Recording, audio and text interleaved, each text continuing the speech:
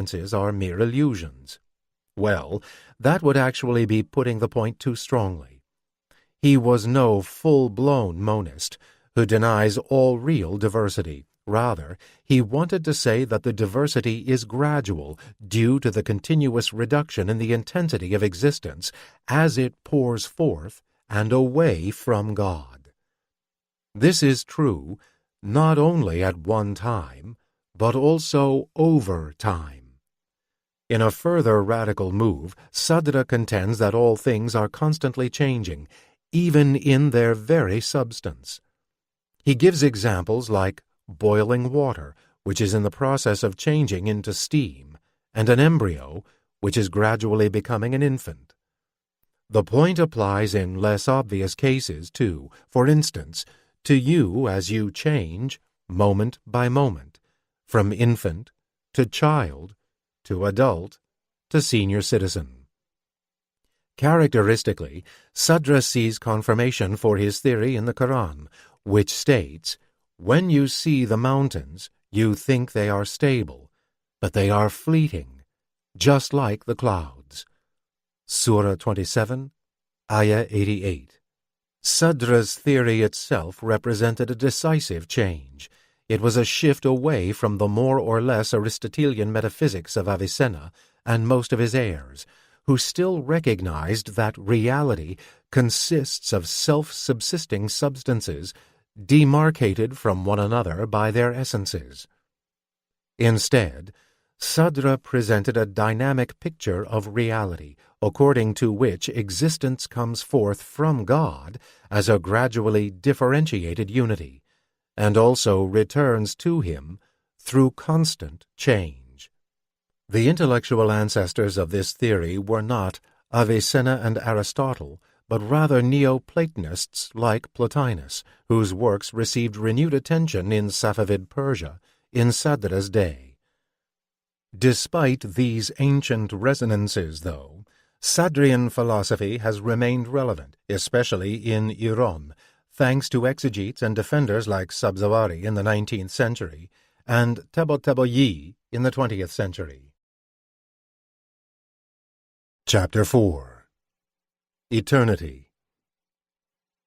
The issue most strongly associated with the history of philosophy in the Islamic world is the eternity of the universe. This is rather surprising. It's not exactly a pressing topic in philosophical discussions nowadays, after all.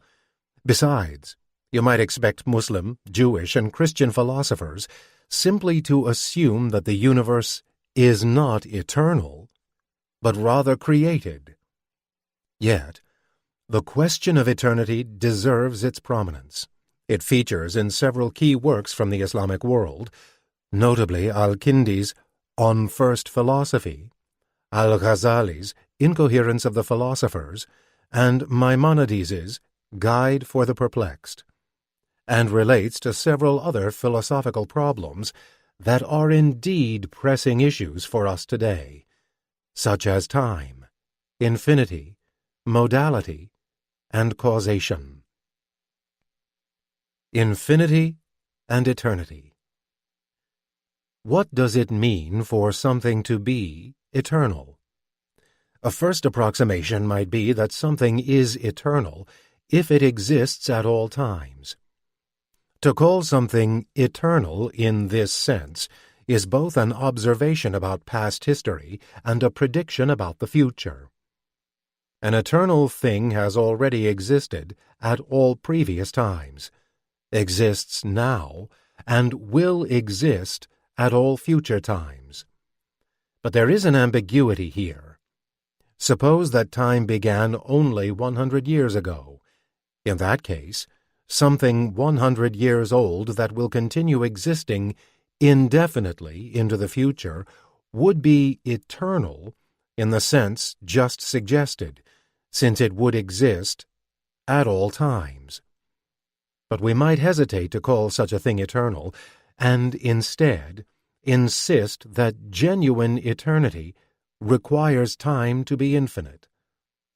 With this presupposition in hand, something is eternal only if it has already existed for an infinity of time, exists now, and will continue to exist for an infinity of future time.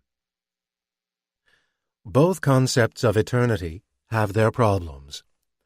To suppose that time began at some point in the past confronts us with the paradox of how time itself can begin. It seems irresistible to think that, beforehand, there would be earlier moments at which time did not yet exist. But this looks like a contradiction. How can there be moments without time? Unfortunately, assuming an infinite time yields an equally unappealing paradox, for we would need to suppose that an infinite past time has already elapsed in order that we may have reached the present moment. But how can an infinity of time elapse? Both puzzles were raised in antiquity.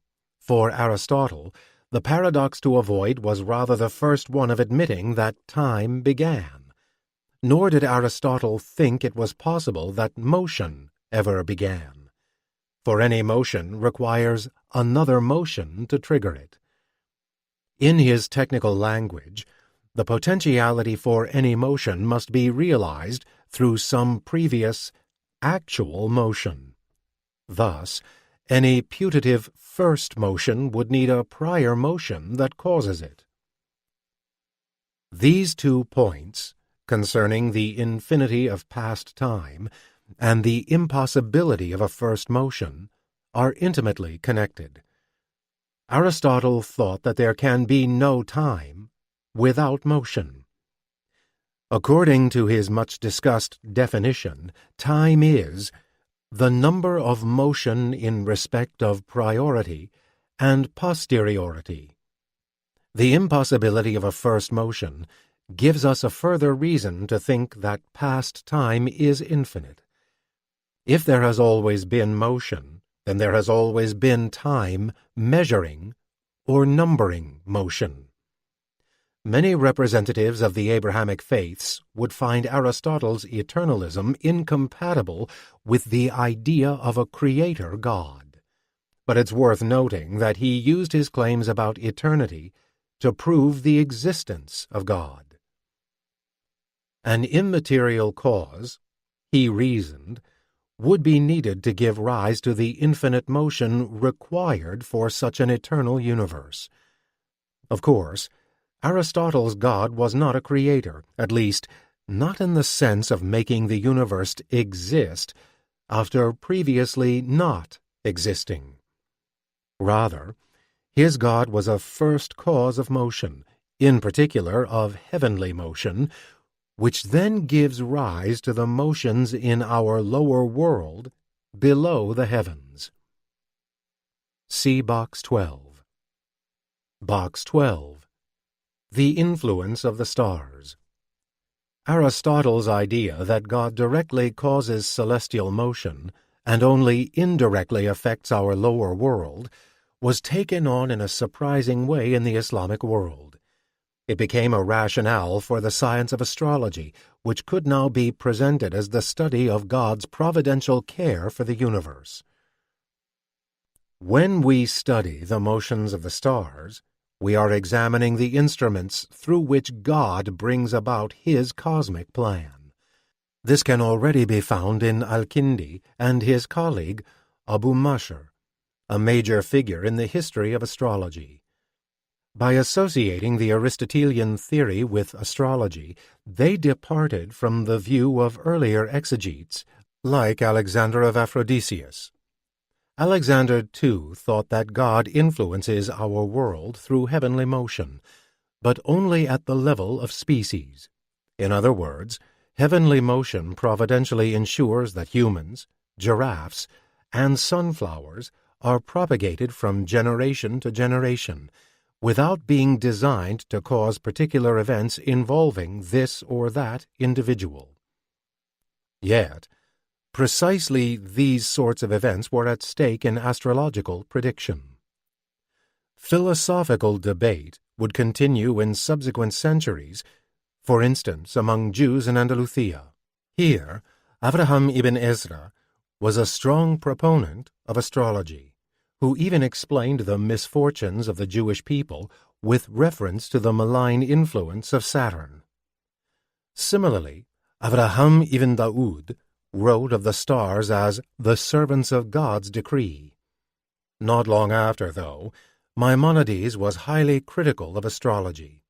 In a letter on the topic written to a Jewish community in Provence, Maimonides went so far as to blame the destruction of the Jewish temple on the fact that Jews were distracted by astrological pursuits. He preferred Alexander's position that heavenly motion gives rise to the continuity of species, rather than individual events. In late antiquity, the Christian John Philoponus argued vigorously against Aristotle's eternalism. In this context, he invoked our second paradox, that an infinite past time cannot finish elapsing in order to reach the present. His anti-eternity works were known in the Arabic world and were used by Al-Kindi and Sa'adia Gaon. Taking up Philoponus's polemic, they argued that the physical universe cannot be eternal if, as Aristotle believed, it is finite in size. For Aristotle, the cosmos has an outermost limiting body which is spherical in form. In this outermost sphere are embedded the so-called fixed stars, while the planets are seated upon lower spheres arranged concentrically around the Earth. Al-Kindi and Sa'adia broadly accepted this Aristotelian description of the cosmos, but turned it against Aristotle himself. Nothing finite can have properties that are infinite, they argued, so a universe of limited size cannot have a power to exist for an unlimited time. Ironically, it was precisely on this basis that Aristotle had proved the existence of God. Since the celestial motion is infinite in time, it cannot be explained with reference to the finite cosmos itself, but requires an immaterial cause. The upshot is that there were two mutually incompatible paths from the finite size of the universe to the existence of God. One could, with Aristotle, say that this finite cosmos exists eternally and requires God to make it move for an infinite time. Or with Philoponus, Al-Kindi, and Sa'adia, one could say that a finite cosmos cannot be eternal, and therefore must be created, thus proving that there is a creator. That God's existence can be proven either on the assumption that the universe is eternal or on the assumption that it is not, did not escape the notice of philosophers in the Islamic world. The point was made by Ibn Tufayl, who had his desert island protagonist, Hay ibn Yaqzan, use both methods of proof. Another philosopher of Andalusia, Maimonides, provided a more involved discussion, contending in his Guide for the Perplexed that none of the arguments for or against the eternity of the universe is decisive. He assumed nonetheless that the universe is indeed eternal for the sake of argument, the argument being one for God's existence based closely on the reasoning used by Aristotle. This has occasioned some suspicion that Maimonides was in fact a convinced eternalist, but reluctant to say so. More likely, he saw the same point made by Ibn Tufayl that God's existence can be proved on either assumption. Admittedly, Maimonides lavished more attention on the path from eternity to God than the one from non-eternity to God, but this was a reasonable strategy, since the latter path looks to be an easier one. If the universe is not eternal but creator, then obviously it has a creator. Maimonides' nuanced approach did not please everyone.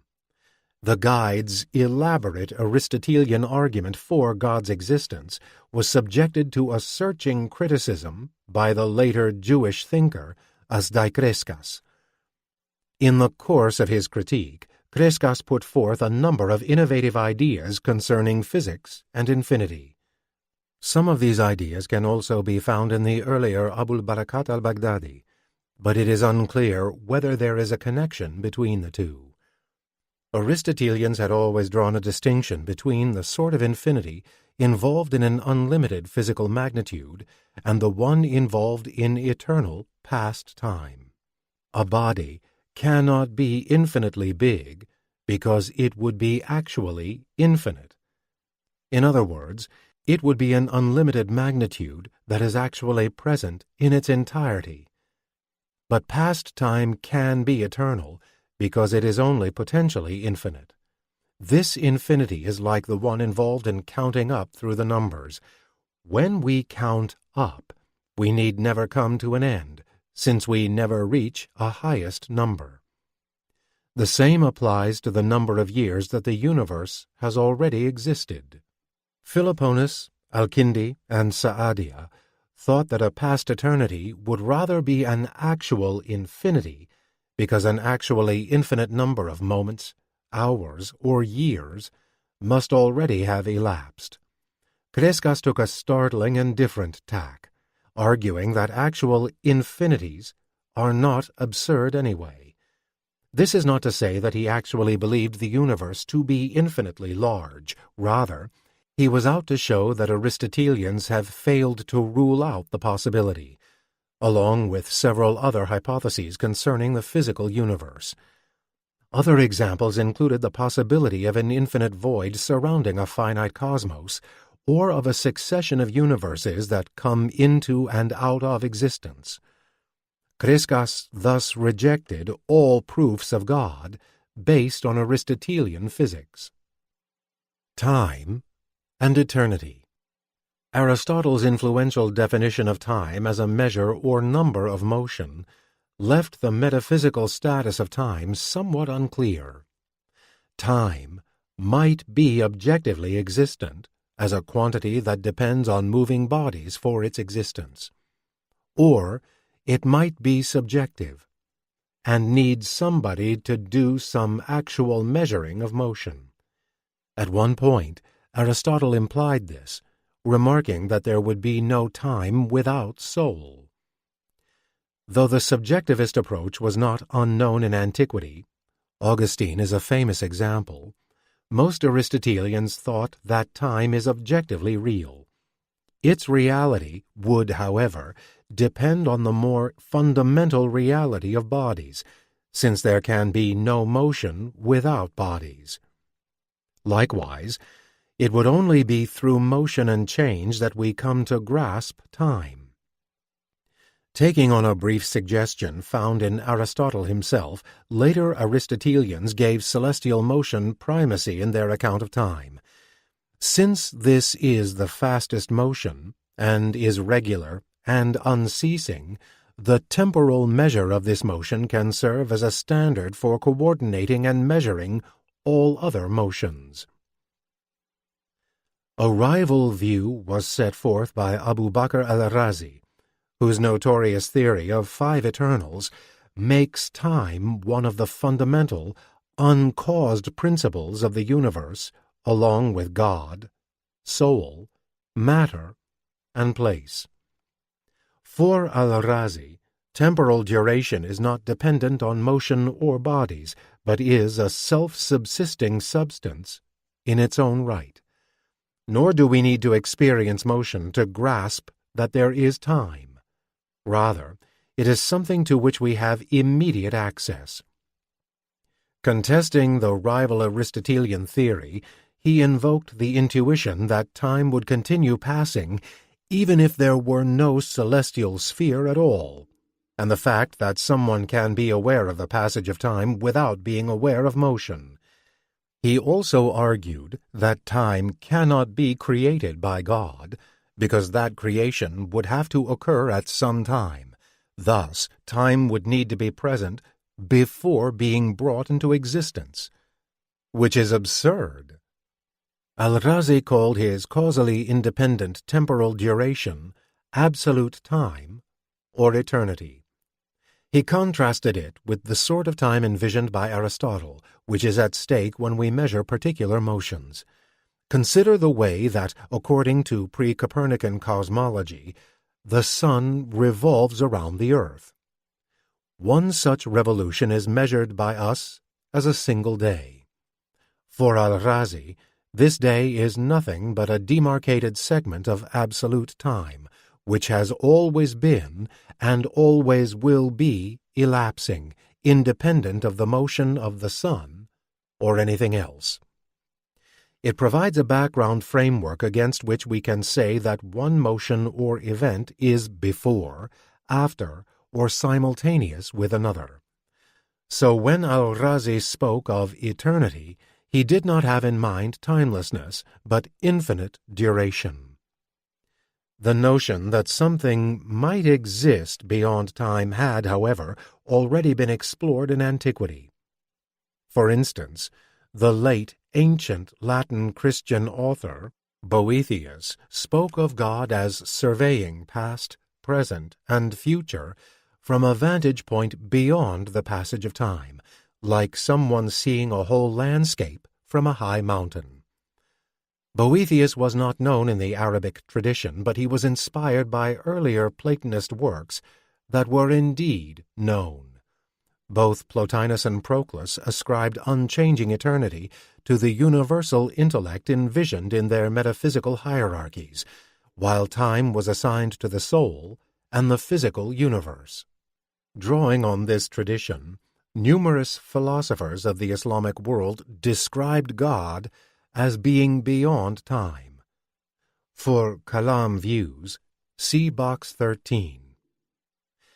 Al-Kindi gives us our earliest example, albeit only in a passing remark from his On First Philosophy. The first cause is the first in respect of time, since it is the cause of time.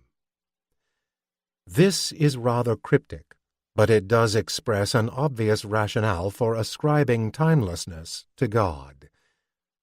If time is linked to or dependent on created things, as implied by the Aristotelian view that time is the measure of bodily motion, then time itself comes into existence along with the created universe.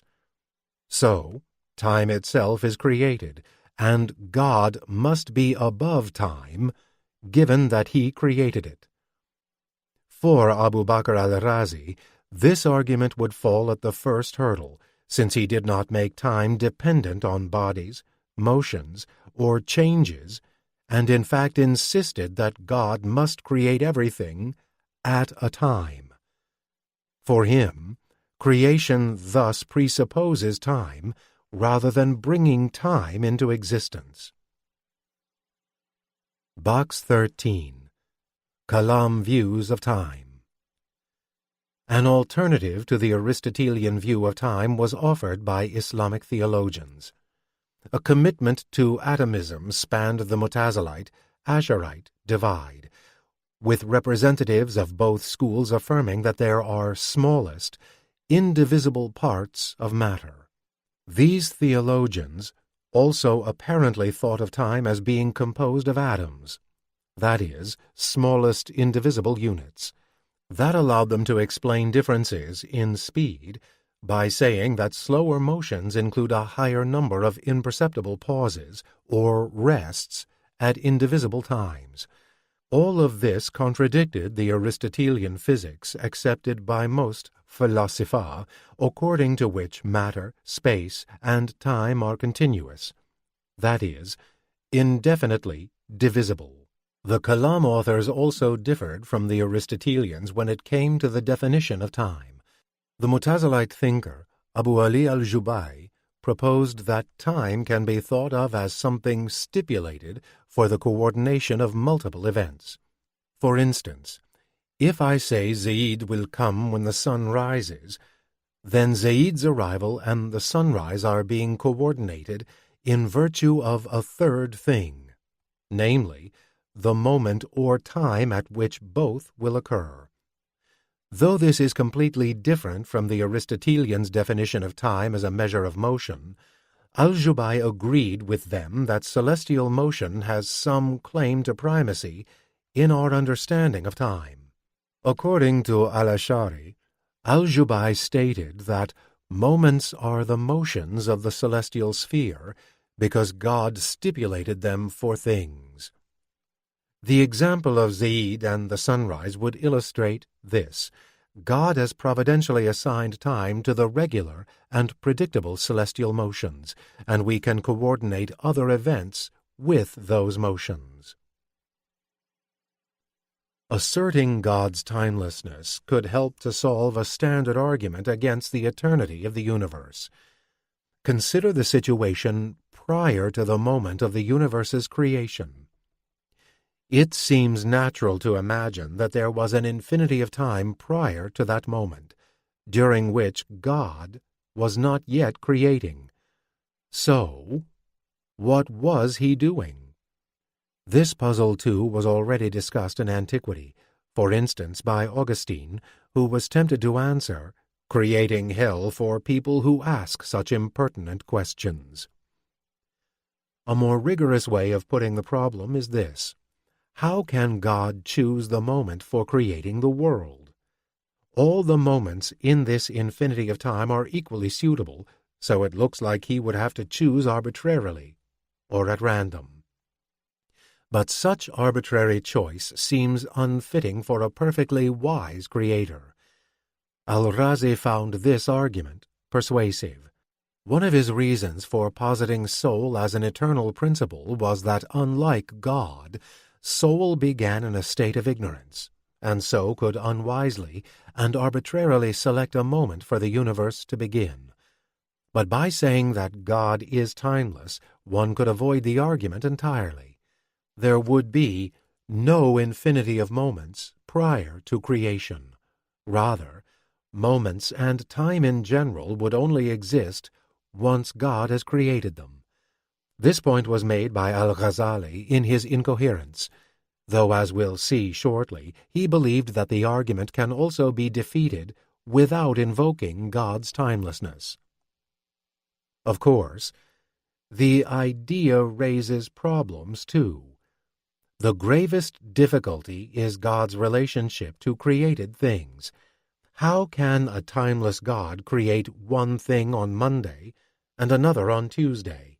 How can he know that you are listening to this book now but were not listening to it 100 years ago? One answer was proposed by the Safavid-era Iranian thinker Mir Damad, one of the teachers of Malasadra. He took inspiration from Avicenna, who had distinguished between time, zaman, perpetuity, dar, and eternity, sarmad. For Avicenna, these words are appropriate to relations between different sorts of eternity. Time, in the proper sense, applies only to relations between changing things, as one would expect given the Aristotelian definition of time. Eternity, by contrast, applies to relations between unchanging things. Between them we have perpetuity, which applies to the relations that unchanging things bear to changing things. Expanding on this, Mir Damad put forward his theory of perpetual creation, Haduth Dari. God himself remains above time, since he is unchanging, yet he can bear relations to created, changing things through a creative act which is not eternal, but perpetual. Through this act, God brings forth things that were hidden within his eternal power. The creation comes after God in the sense that it is causally posterior, but this has nothing to do with time. Temporal beforeness and afterness apply only to the created things themselves. Here, in our physical universe. So we can think of things as existing in three ways: as eternally hidden when they are with God, as contained within a perpetual creative act, and as a fully manifest or existent in time. All this helps to resolve our puzzle. We can now say that the relations God bears to created things actually belong to the perpetual act which is distinct from God himself, who is timelessly eternal. Mir Damad's account attracted criticism from a philosopher of Mughal India, Mahmud Jaunpuri. He complained that Mir Damad was basically imagining that the same thing is created twice, first, perpetually in God's act, and then temporally in the world. If that were the case, then one and the same object would exist before itself. Necessity and eternity. Mir Damad's theory of perpetual creation finds a third way between two options that seem mutually exclusive. Intuitively, it seems that the universe must be either created or eternal, in the sense of having no beginning in time. This opposition was presupposed in the early arguments inspired by Philoponus and given by Al-Kindi and Sa'adiyya. For both of them, asserting that the universe is eternal would immediately imply that God did not create it. Conversely, it would be incoherent to imagine a created but eternal universe. The same opposition was assumed in other early debates, for instance, the one over the createdness of the Quran, in which opponents of this thesis were routinely said to believe that the Quran is eternal. Mir Damad was working much later, and no longer took it for granted that something created must have a beginning in time. What changed in the meantime? The short answer, as so often, is Avicenna. His understanding of causation entailed that something could be caused to exist, despite existing for an infinite time. That may seem pretty obvious. We need only imagine a cause that is producing its effect forever. Al-Ghazali, trying to illustrate this notion on Avicenna's behalf, gave the example of a finger that is eternally stirring water. In such a case, we would presumably have no hesitation in identifying the finger as the cause of the water's motion as effect, without demanding that the motion must have begun at some point. But there was a significant philosophical obstacle to such a conception, namely, that eternity had long been supposed to imply necessity. In fact, Aristotle argued for this point explicitly in his On the Heavens. The idea is a seductive one. Clearly, impossible things are things that never exist. Why not suppose that, conversely, necessary things are just those things that always exist? In a sense, Avicenna would agree with this, but he would also say that it is put too simply. He distinguished between two kinds of necessity, that which is necessary in itself, and that which is necessary through another. As we know, he conceived of God as the only thing that is necessary through itself. Of course, this means that God does not come into existence. He is, rather, eternal and unchanging.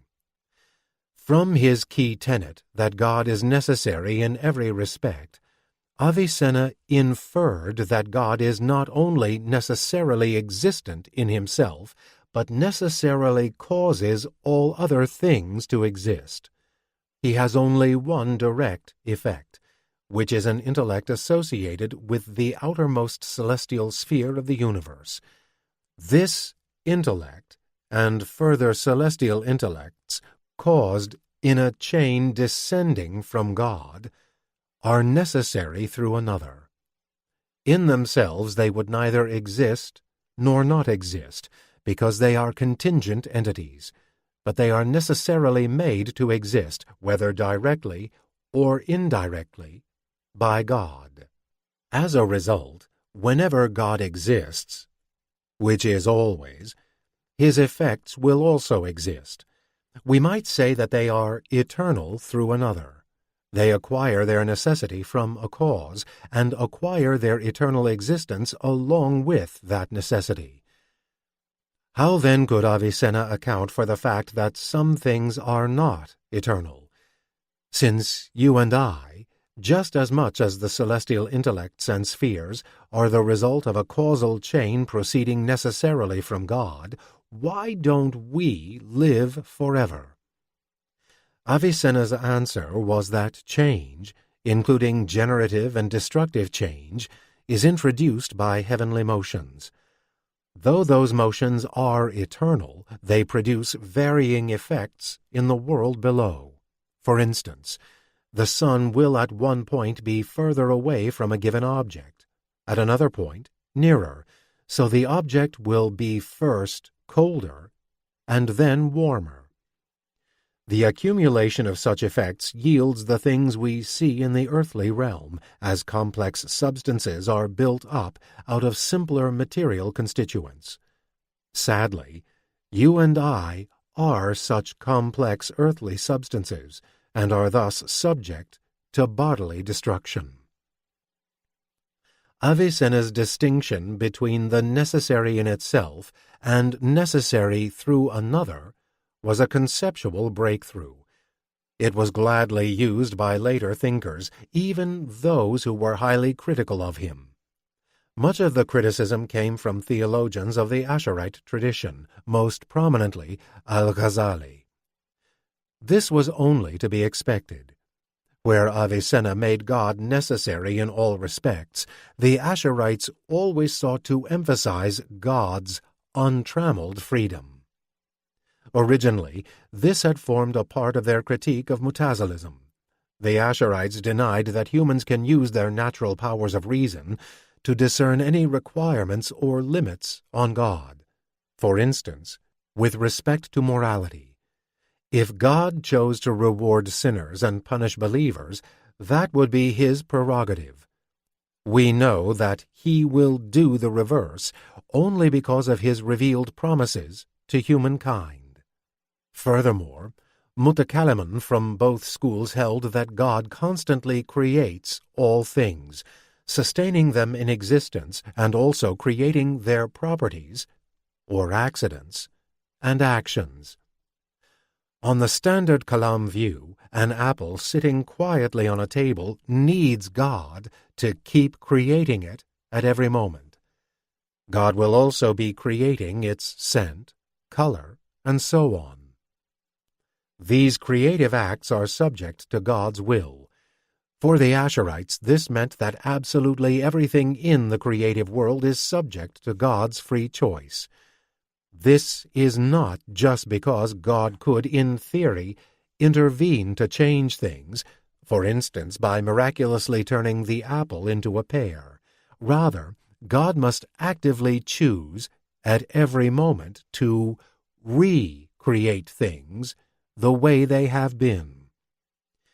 If we see stability and constancy in the world, it is simply because God has graciously and providentially chosen to create, more or less, the same things from moment to moment.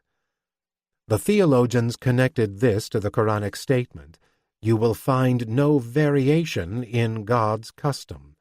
Sunnah 17, Ayah 77. Their position is often referred to as occasionalist, borrowing a term applied to similar theories put forward by modern European philosophers such as Malebranche. Avicenna's hands-off God, who causes necessarily and has only one direct effect, could hardly be less like the Asherite God. The clash occupies center stage in Al-Ghazali's trenchant refutation of Avicenna, the incoherence of the philosophers. In Al-Ghazali's eyes, Avicenna's necessitarian beliefs amounted to apostasy from Islam, a crime that is, in theory, punishable by death.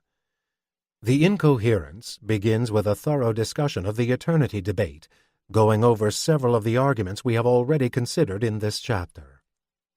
Since his aim was to show that Avicenna's case remains unproven, Al-Ghazali concentrated on exposing the weaknesses in the philosophical position rather than developing a positive theory of his own. Still, Al-Ghazali's Asharite sympathies are frequently evident as he emphasizes God's unrestricted freedom and power. Consider, for example, his treatment of the argument that if God were to create the world with a first moment, he would have to make an arbitrary choice between equivalent moments. We've seen that Al-Ghazali had an easy solution available to him. There is no time prior to creation, and so no moments among which God would be choosing. Yet he chose a different response, insisting that making arbitrary choices is precisely the sort of thing God can do, given that he acts freely and not necessarily. Beyond this point lies a radically different conception of agency from the one adopted by Avicenna. Avicenna too thought that God possesses will in the sense that he acts while himself remaining uncaused. He does not even have a final end or goal that he seeks to achieve, since any final end would be a sort of cause for him. Of course, Al-Ghazali agreed that God's creative agency has no external cause. What he found missing in Avicenna's account, though, was the presence of alternative possibilities. If God cannot choose between multiple, genuinely open courses of action, then he is not free, and in fact, does not even count as a real agent. He would be more like fire, automatically and necessarily giving rise to warmth. As an example of the sort of freedom he has in mind, Al-Ghazali asks us to imagine someone choosing between two identically appealing dates, fruits, not romantic assignations. It is possible to choose just one arbitrarily, and also rational to do so. In the same way, if God really did need to choose from an infinity of equally appropriate moments for the creation of the world, there would be no obstacle to his doing so, nor would doing so besmirch his perfect wisdom. God, likewise, has the freedom to perform miracles, so that the supposedly necessary laws discovered in natural philosophy turn out not to be necessary after all. See Box 14. Box 14. Miracles. A famous section of Al-Ghazali's incoherence concerns the possibility of miracles. According to Al-Ghazali, this is something the philosophers deny because of their understanding of causation. For them, a genuine cause necessarily gives rise to its effect. If contact with fire really causes cotton to burn, then the burning is a necessary consequence of that contact. Hence, it would be impossible for God to intervene and miraculously save the cotton from burning. Presumably, not a casually chosen example, since the Quran speaks of God miraculously saving Abraham when he was cast into a fire. Al-Ghazali argued that our assumption of a necessary connection between cause and effect is due to a habitual expectation derived from past experience. We have previously seen fire touch and burn cotton, or things like cotton, and assume that burning will continue to occur in similar cases.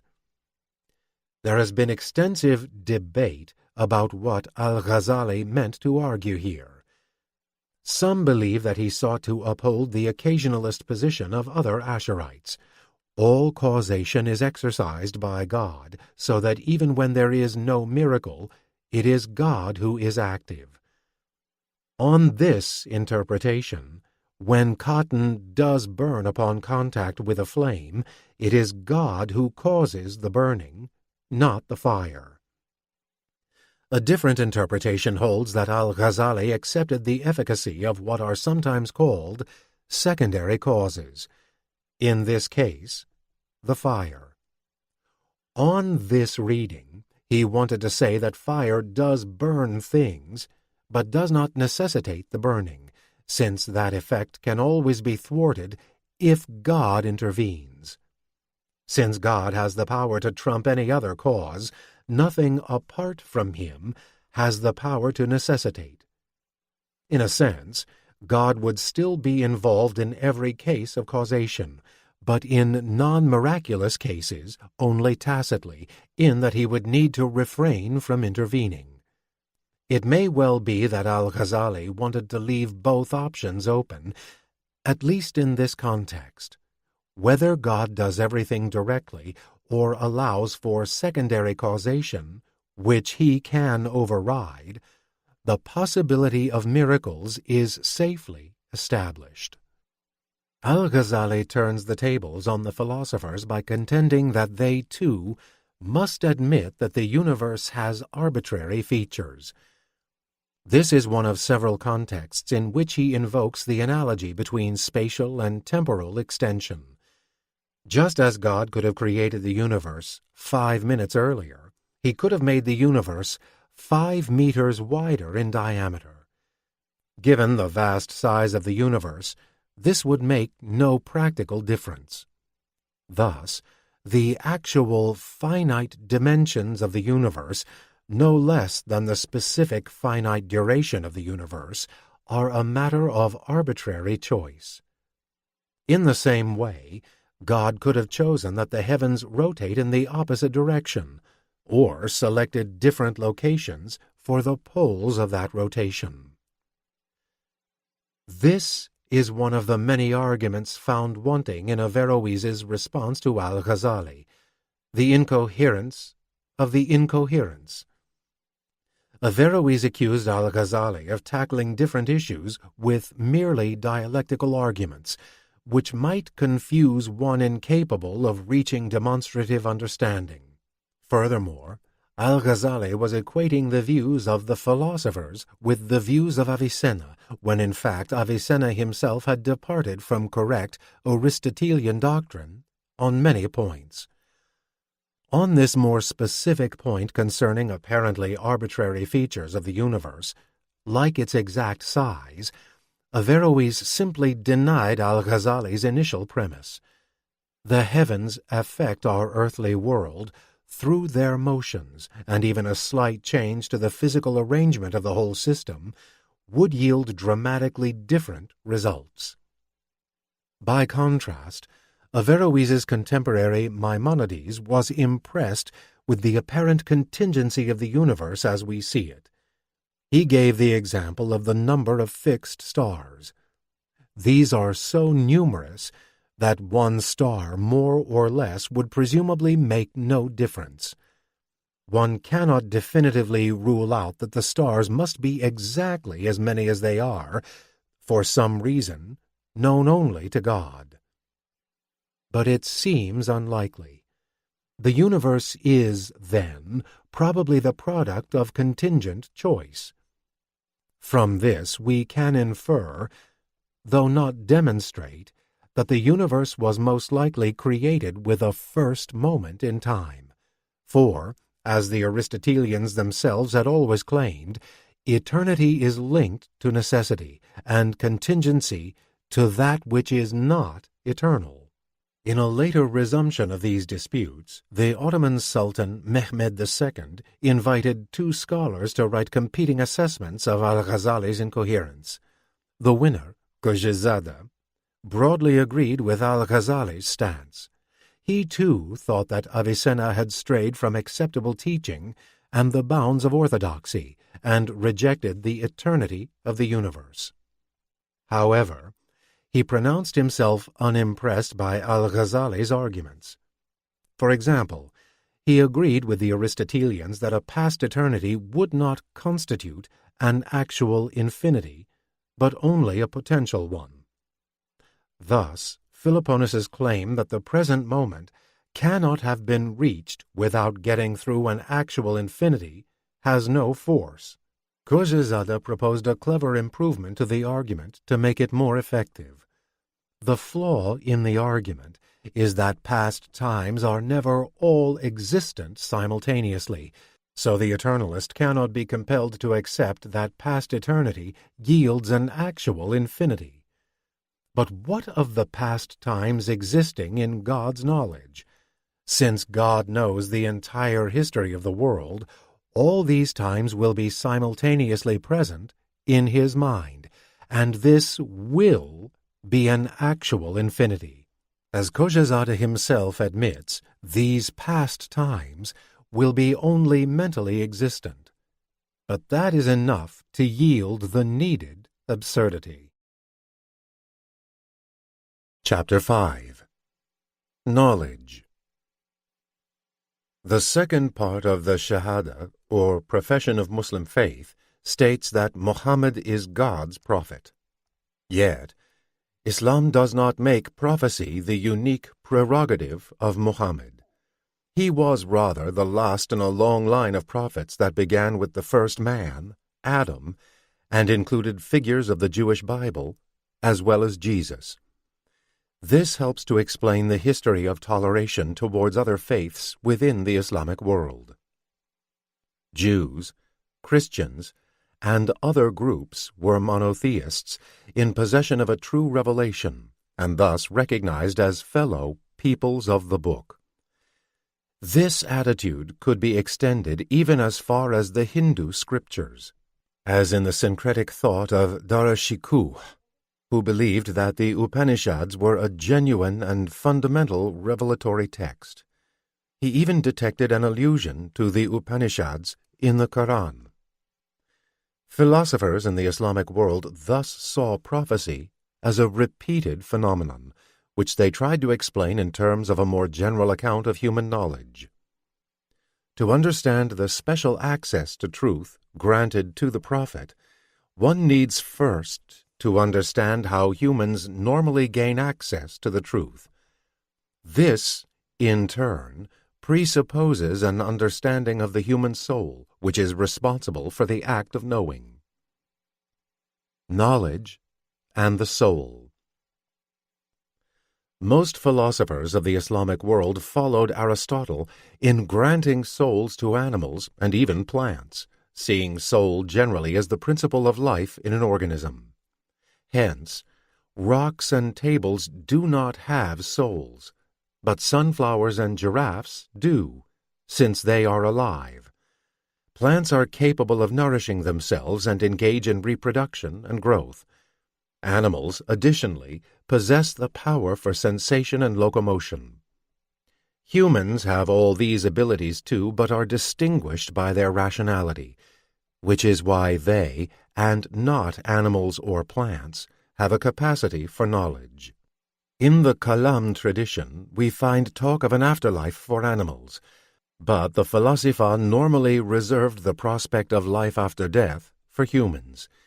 This immediately suggests a connection between a soul's rationality and its ability to survive the death of the body. That connection lies with the way that the soul's various faculties are realized.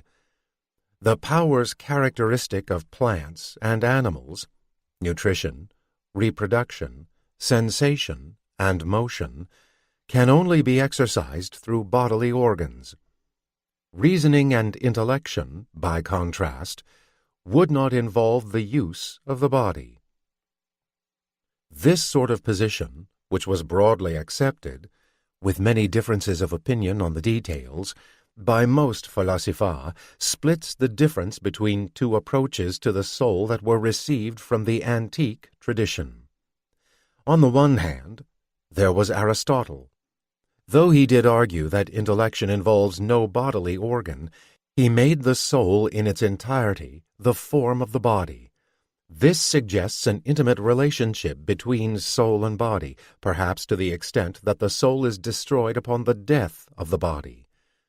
On the other hand, were the Platonists, for whom the soul is in itself a separate substance, which already existed before its relation to the body. The relation was taken to be a fairly casual one. The lower powers, such as nutrition and sensation, would be projections of the soul's power into the body rather than essential parts or faculties of soul on a par with rationality. The same sort of analysis was applied to the classical tripartition of the soul found in Plato himself. In the Republic and Timaeus, Plato argued that the human soul has three aspects: reason, spirit, and desire, respectively responsible for the pursuit of knowledge, honor, and pleasure.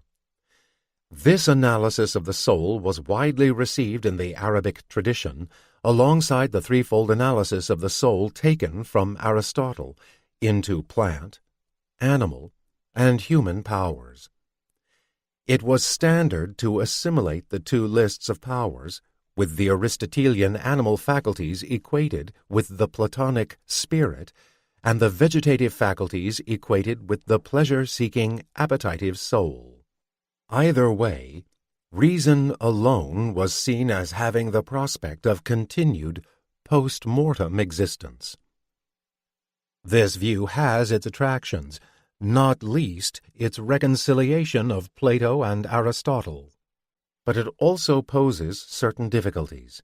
It makes the rational soul, by which we gain knowledge, markedly distinct from the lower soul through which we actually interact with the physical world. Yet it seems obvious that our knowledge is based, at least partially, on just this sort of interaction. In particular, it seems that sense perception is an indispensable means of achieving knowledge. Empiricists would say that it is the only means we have. This is not only common sense, but authoritative doctrine. At the end of the Posterior Analytics, Aristotle explains that the principles on which all our knowledge rests are gleaned through sensation. Yet, Aristotle also provided grounds for suspecting the epistemic credentials of sensation. In the same work, he laid down criteria that must be met before we can say that we have knowledge in the strict sense, the sort of knowledge of understanding we achieve in science. In fact, the corresponding Greek and Arabic terms, episteme and ilm, can mean both knowledge and science. One criterion is that scientific understanding must be universal. Knowledge of giraffes, say, concerns not this particular giraffe, but giraffes in general. Clearly, though, sensation is directed towards particulars, not universals. I always see or hear this particular giraffe, not giraffes in general.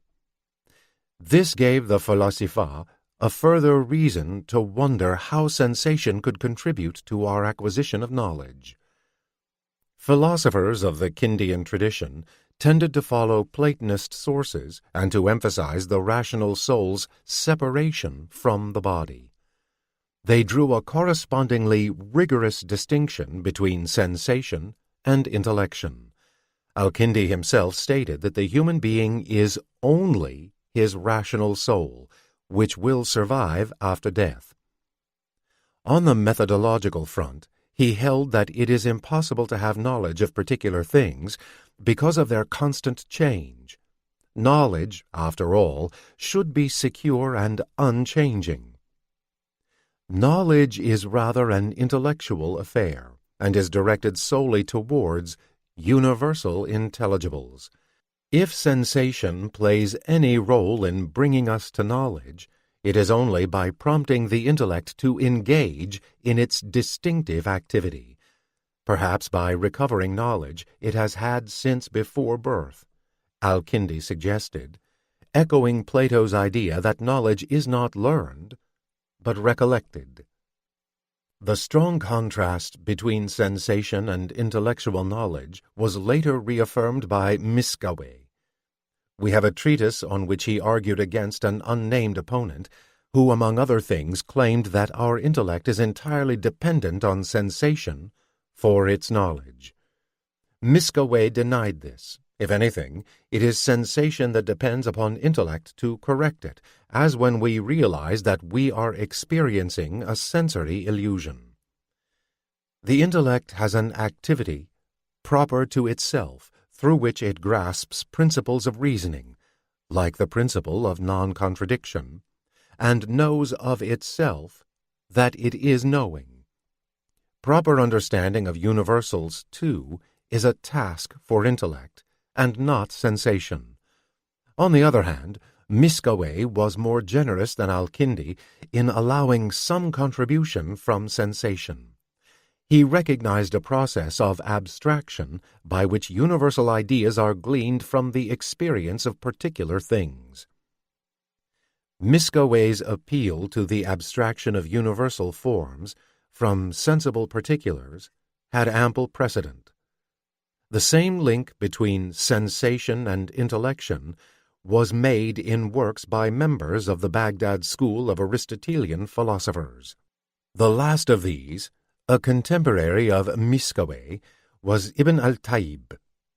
While considering the abstractive process, he mentioned the worry earlier posed by Al-Kindi that sensible things change and are thus unfit to be objects of knowledge. For Ibn al-Tayyib, this was enough to confirm that real objects of knowledge are universal forms.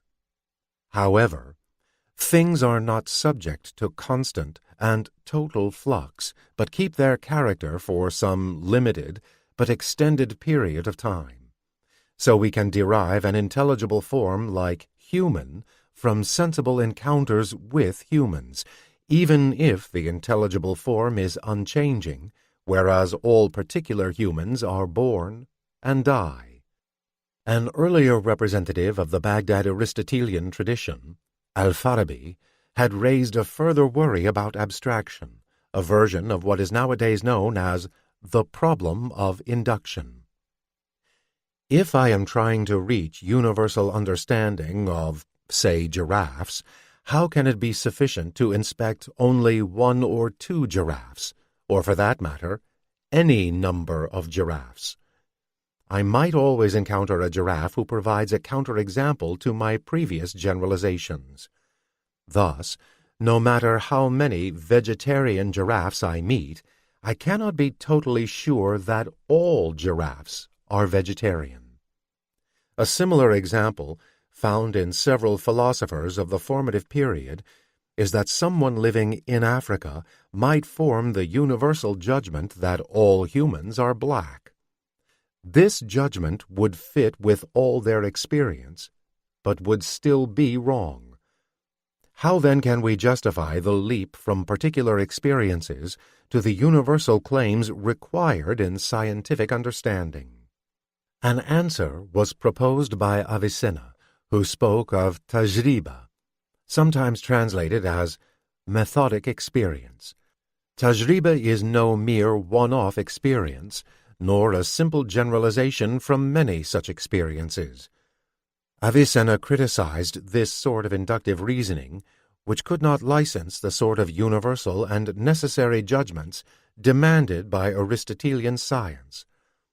What tajriba adds is the assumption of some underlying cause for the regularities we perceive through experience.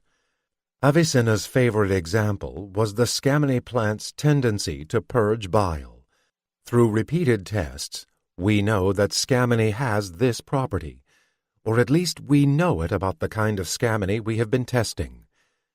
On this basis, we realize that this kind of scammony has a nature which explains its purging of bile. Yet, this is only a step towards full scientific understanding, since it remains to determine why exactly scammony does have this effect. Although Avicenna and the members of the Baghdad school wanted to secure a robust role for sensation in our acquisition of knowledge, they agreed with Miskaway that there are special activities proper to the human intellect. One such activity mentioned by Miskaway is what would nowadays be called second-order knowledge, knowing that one knows something. In a treatise on the conditions that must be fulfilled in order for knowledge to count as certain, Al-Farabi said that absolutely certain knowledge always involves knowing that one knows. This rules out cases of accidental belief, like the case of someone who believes everyone is black merely because everyone they have met is black. Such a person could not know that his or her belief is true. Rather, one can take oneself to be absolutely certain only when one has perceived necessary and universal truths, and knows that one has done so. The mind's ability to reflect upon itself, as when it knows that it knows, received unprecedented attention from Avicenna. He too made the point that knowledge is always accompanied by the possibility of second-order knowledge, but he also claimed that the human soul has a more fundamental kind of access to itself, namely, self-awareness. The soul is, Avicenna claimed, permanently aware of itself, even when asleep. It is just that we do not remember having been aware once we wake up. Avicenna thought that this fundamental activity of self-awareness could help answer the question of what makes each individual the individual he or she is. After all, self-awareness is something that each person can have only of themselves. And if each of us constantly has self-awareness as a background condition of all their other mental activities, then this self-awareness can guarantee that each of us remains one and the same individual over time. The same phenomenon was invoked by Avicenna in his famous flying man thought experiment. We are asked to imagine that a mature, fully functioning human is created by God out of nothing. The human is in mid-air, his sight veiled and his limbs splayed, so that he is not touching his own body. There is no sound or smell. In other words, this person is in a state of total sensory deprivation. Furthermore, he has just been created, so he has no memories of his prior sensory experience. Avicenna asked what a person in this situation could know.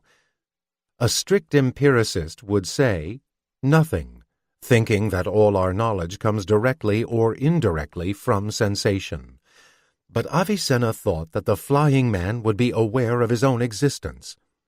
He took this as a pointer not only to the ineliminable self-awareness that belongs to each human soul, but also to the soul's immaterial nature. After all, Avicenna reasoned, the flying man's soul is aware of itself, but not of his body. How could this be if the soul and body were the same thing? As has often been observed, the argument looks poor. Even if we grant that the flying man would be aware of his soul, the thought experiment does not prove that his soul is distinct from body. Perhaps, for instance, his soul is seated in his brain.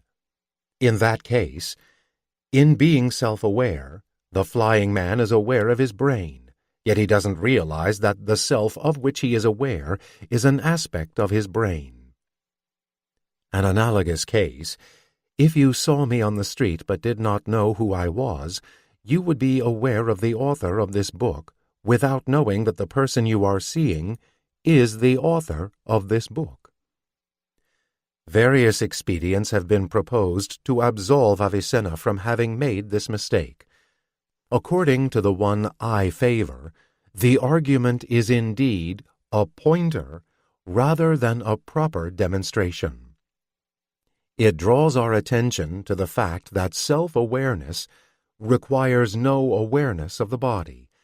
This offers an improvement on the traditional Aristotelian understanding of the soul as the principle of bodily faculties.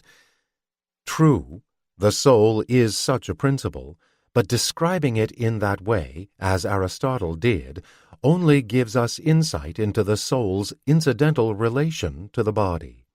Self-awareness, by contrast, gives us direct access to the soul itself. Knowledge and intellect. So far, I have been using the word intellect as if it were a label for the rational part of the soul. But in fact, the Falasifa typically recognized further intellects outside the soul. Yet again, there was a potential conflict between Greek sources. Whereas Aristotle depicted God as the first of the numerous intellects who are responsible for the motions of the heavens, Plotinus and other late ancient Platonists envisioned a divine first principle beyond intellect. There's not much wiggle room here. Either God engages in intellection, or he doesn't. So, rather than a clever reconciliation, we see the Falasifa choosing between the two options. Al-Kindi argued, in Plotinian fashion, that God, being purely one, is free of the sort of multiplicity involved in an intellect's grasp of many universals. Others, including Al-Farabi, Avicenna, and Averroes, did think that God exercises intellection and accepted the existence of other intellects, sometimes equated with angels, that are related to the heavenly spheres.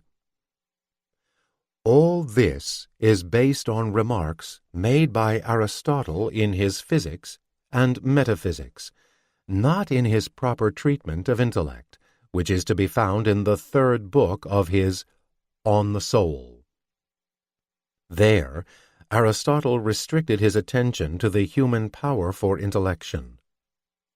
Or did he? The answer depends on how we interpret the infamous 5th chapter of that book, which speaks of a productive intellect that makes thought possible, just as light facilitates vision. It alone, adds Aristotle, is separate and immortal. The full history of how this chapter has been interpreted would not fit into a very brief, or even very long, introduction.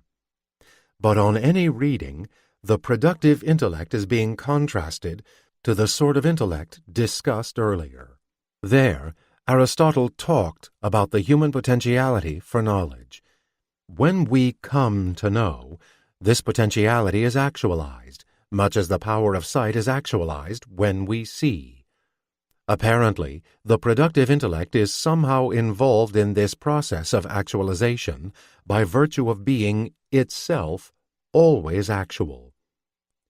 Whether the productive intellect is a further aspect of the human mind, a superhuman intellect, or even God himself, was one of the questions disputed in the tradition of commentary on the chapter. The Falasifa converged on an interpretation that was as much a theory of the mind as an elucidation of Aristotle. It was expressed as a classification of different kinds, or states, of the intellect.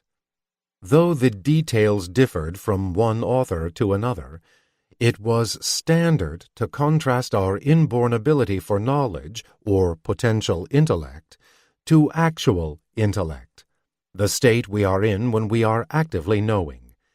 Meanwhile, Aristotle's productive intellect, now often called the agent intellect, was placed beyond the human soul, yet below God. Conveniently, the Aristotelian cosmological theory postulated intellects that are associated with the spheres of the heavens. Al-Farabi was the first to take advantage of this by identifying the agent intellect with the intellect of the celestial sphere closest to the earth. This theory, also adopted by Avicenna, assigned two parallel functions to the agent intellect. First, as suggested in Aristotle's obscure remarks, this superhuman intellect plays a role in human knowledge. When we achieve full-blown intellective knowledge, we are able to do so because of the presence of the agent intellect. It has an eternal grasp of all universal intelligibles, and when we too grasp such an intelligible, we are drawing somehow on its assistance. The second role of the agent intellect is cosmological. It helps to actualize not only the human intellect, but also physical substances like plants, animals, and humans. When a certain portion of matter has been prepared in the appropriate way, for instance through the concoction of menstrual blood in the womb of a mother, a form is emanated from the agent intellect, as appropriate to the way the matter has been prepared. This explains why all members of a given species share the same form. All giraffes, for instance, have taken their forms from the same source, which is the form of giraffe in the agent intellect. Despite initial appearances, this is not a version of Plato's theory of forms. In fact, Al-Farabi, Avicenna, and Averroes all knew and accepted Aristotle's critique of that theory and would have been horrified to have their theory of intellect equated with it. The key difference is that the intelligible forms in the agent intellect are the thoughts of that intellect. They are not paradigms existing separately from other substances. Another misconception to avoid is that, with this theory, the Falasifa were abandoning the empiricist tendencies of Aristotle. True, the intellect can acquire some truths without sensory input, but these are quite minimal. Basically, the primary rules of reasoning, such as the whole is greater than the part. All other intellection is somehow based on sensation, which prepares the soul in a way analogous to the preparation of matter in the case of the generation of physical substances. That is, it makes the soul ready to receive form. Beyond this, though, we run into difficulties concerning the precise mechanics of intellection. There has been especially intense debate over Avicenna. The basic problem is that Avicenna seems to have had not one, but two explanations for how forms arise in the human mind. One story is the same as that given by the Baghdad school. Forms are abstracted from experiences of particulars. The other is that the form is emanated into the human mind from the agent intellect when the mind knows, just as it emanates forms into matter when natural things are generated. Any interpretation should give weight to both the bottom-up abstraction story and the top-down assistance provided by the agent intellect, since Avicenna did speak of both. But scholars disagree about why exactly the agent intellect is needed in addition to sense experience and abstraction. For Avicenna's equally controversial remarks on divine intellection, see Box 15. Box 15. Knowledge of particulars. For all his influence, Avicenna was heavily criticized by later thinkers on certain points. In a much maligned passage of his Healing, he argued that God has knowledge of all things, but only in a universal way. Like his account of human intellection, this claim has been interpreted in various ways. I take Avicenna to be following the standard Aristotelian line on knowledge. In the strict sense, all knowledge, whether human or divine, grasps universal truths. The difficulty is whether God can apply his universal knowledge to particular things. If you know that all dogs are mortal, and can add that Lassie is a dog, then you can infer that Lassie is mortal. But you are in a position to add that second premise, Lassie is a dog, only through your engagement with changing, sensible things. Such premises are reached through a faculty like sensation rather than through pure intellection. How, as a pure intellect, could God possibly know such things? Yet, if he does not know them, he will never be in a position to subsume particulars under universals. In other words, he could not apply his universal understanding at all. Avicenna's solution is that God sits at the top of the causal chain which gives rise to the particulars, but knowing himself as a cause, he is aware of the particular effects. Notice the deterministic implication. All particulars need to derive inevitably, albeit indirectly, from God. Otherwise, he will apparently not be able to know about them. Speaking of contentious issues, we are now ready to consider one of the most notorious philosophical theses to emerge from the Islamic world, Averroes's position on the unity of the intellect. Heavily criticized by Aquinas and still greeted with disbelief by readers today, this position can be summarized as the claim that all humans share only one intellect. Each human who knows is simply partaking in the activity of that single intellect. Though this sounds scarcely credible, we should remember that it was perfectly standard to posit a single agent intellect for all humankind. In this context, Averroes's innovation was less shocking. He simply added that there is likewise only one potential or material intellect for all humankind, and this makes a certain amount of sense. How, after all, can a single actual intellect be paired with an unlimited number of potentialities? One per human. Furthermore, as we have been seeing, intellection is meant to be universal, and there is only one set of universals to be known. Anything grasped by just one human to the exclusion of all others would be particular to that human, not universal. The unity of the intellect guarantees that when the teacher conveys some universal truth to a student, the teacher and student are quite literally thinking the same thing. A final thing to note about Averroes's view is that he, no less than Al-Farabi and Avicenna, gave sensation a crucial role in his epistemology. It is the particular experiences we have and the work that individual humans are doing to abstract universals that guarantee the constant realization of our shared capacity for knowledge. Prophetic knowledge. Let's now return to the issue of prophecy. How do the Falasifa use their general account of human knowledge to explain the special insight granted to Muhammad and other prophets?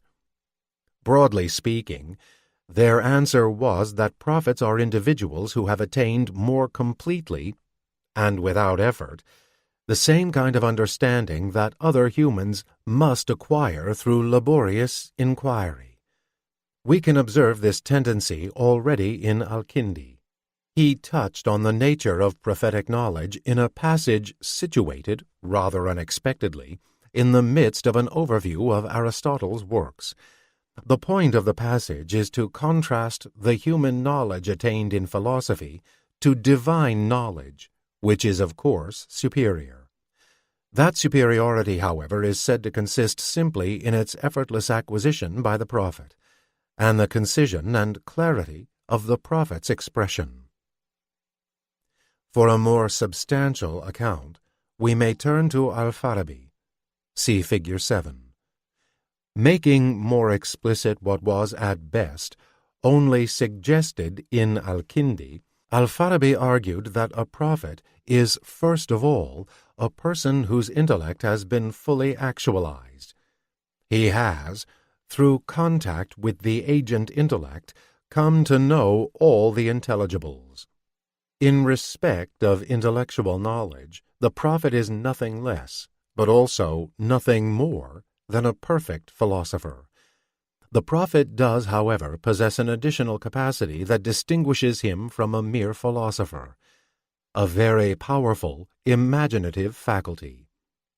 For Al-Farabi, imagination is akin to sensation, in that it recalls and manipulates images taken from our experience and particulars. This makes it suitable for the special insights given to prophets, for instance, their ability to foretell future events. Here, Al-Farabi was anticipated to some extent by Al-Kindi, who wrote a work on prophetic dreams which likewise makes the imagination responsible for this supposed phenomenon. Al-Farabi further extended the idea to account for the prophet's role as lawgiver and bringer of a revealed book.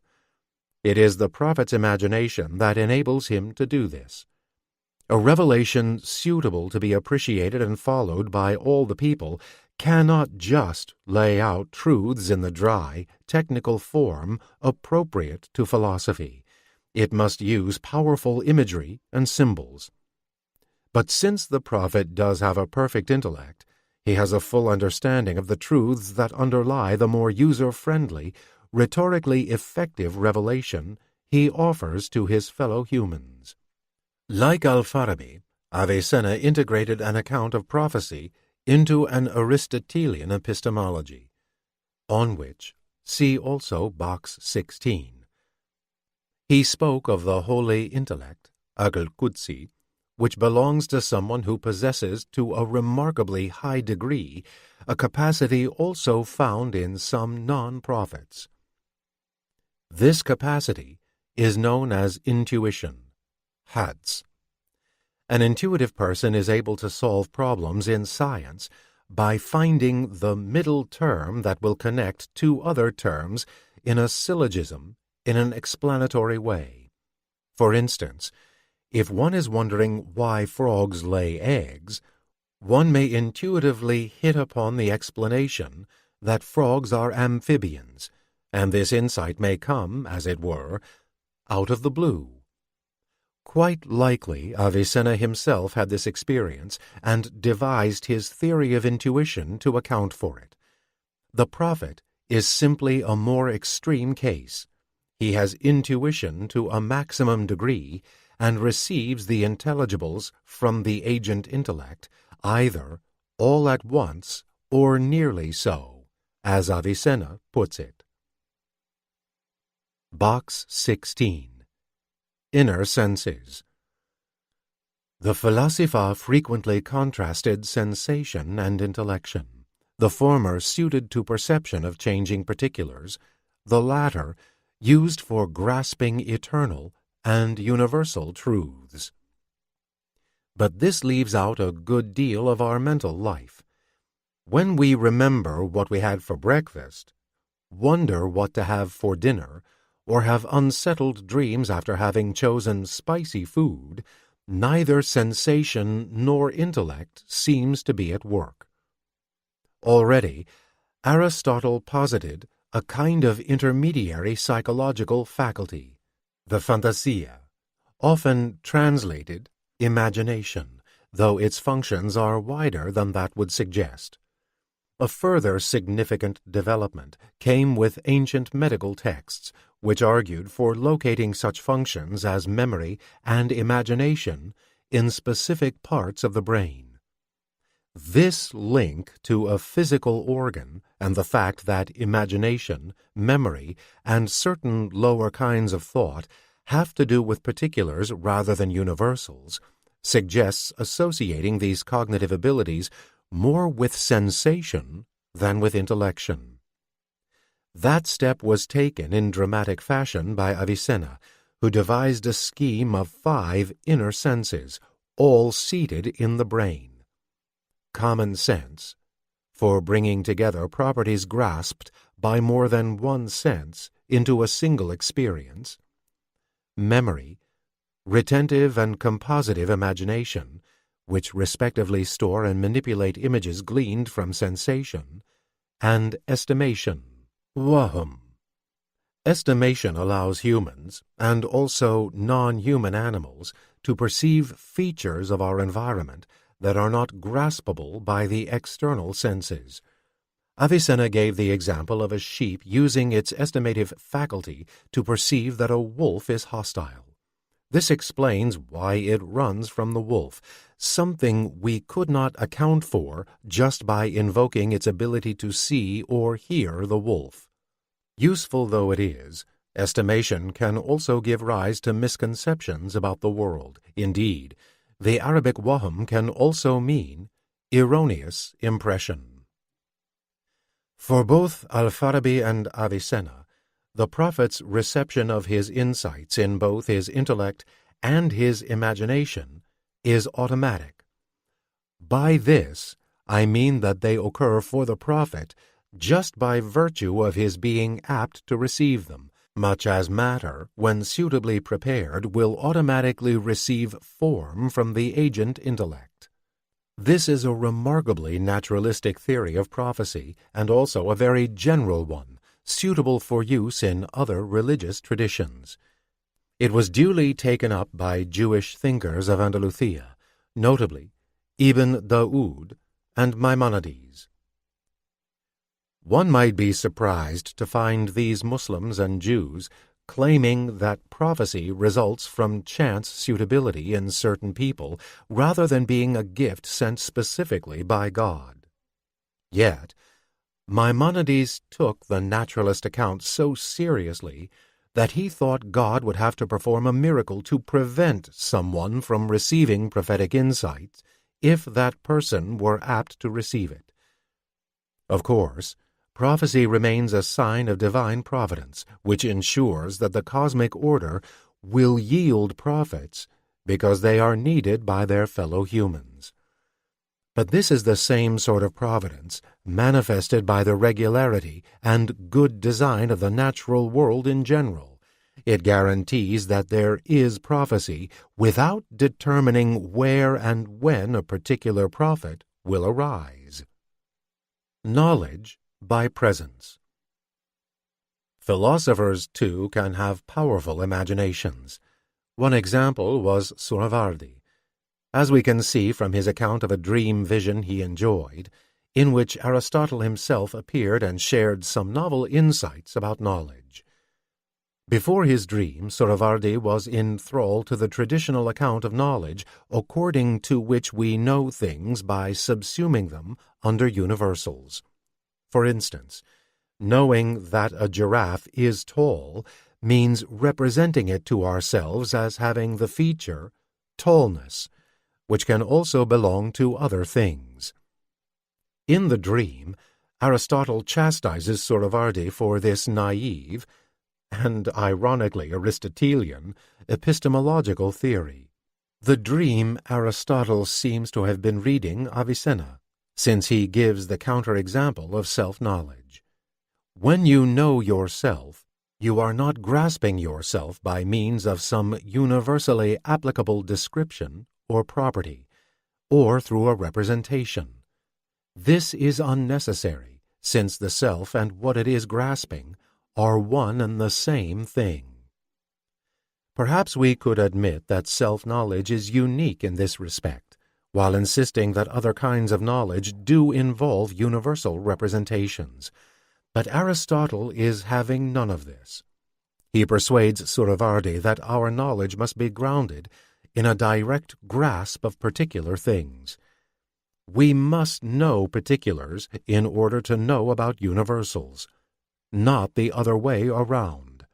We've seen that more Aristotelian philosophers, like Al-Farabi, Avicenna, and Averroes, were likewise troubled by the transition from experience of particular things to universal knowledge.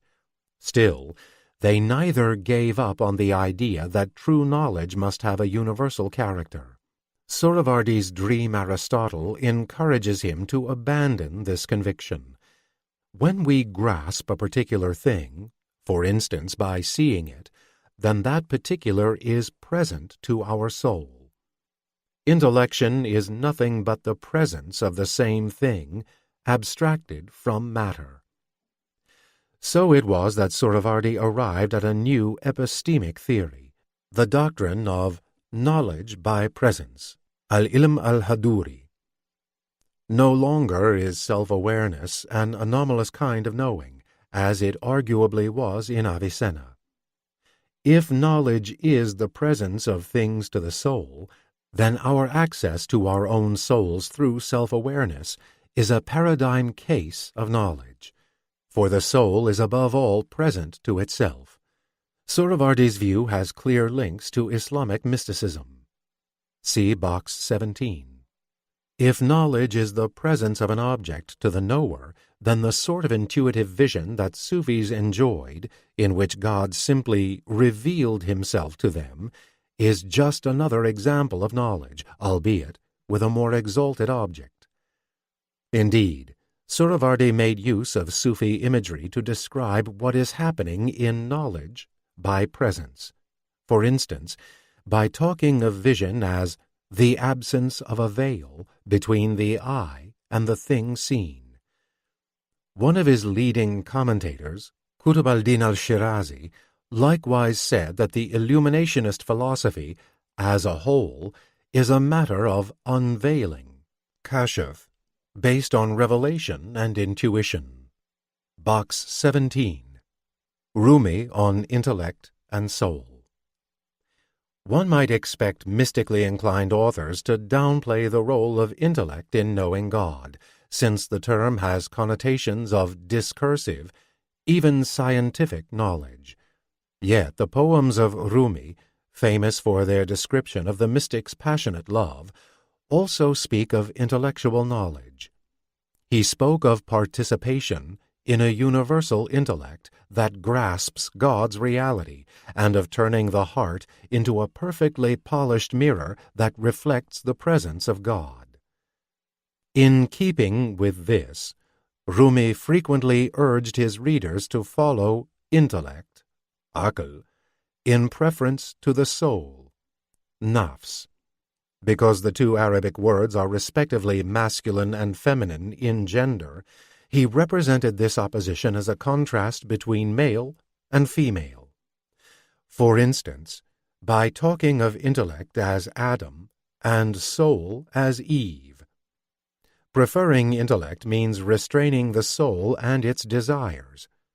In the end, we must give up even our conception of ourselves as independently existing, discrete things, for this self-conception veils the true unity of ourselves with God.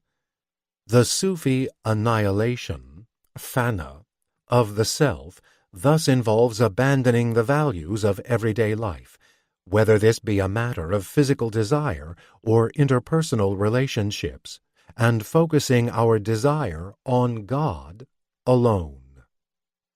Suravardi also claimed a degree of mystical insight for himself and his philosophy.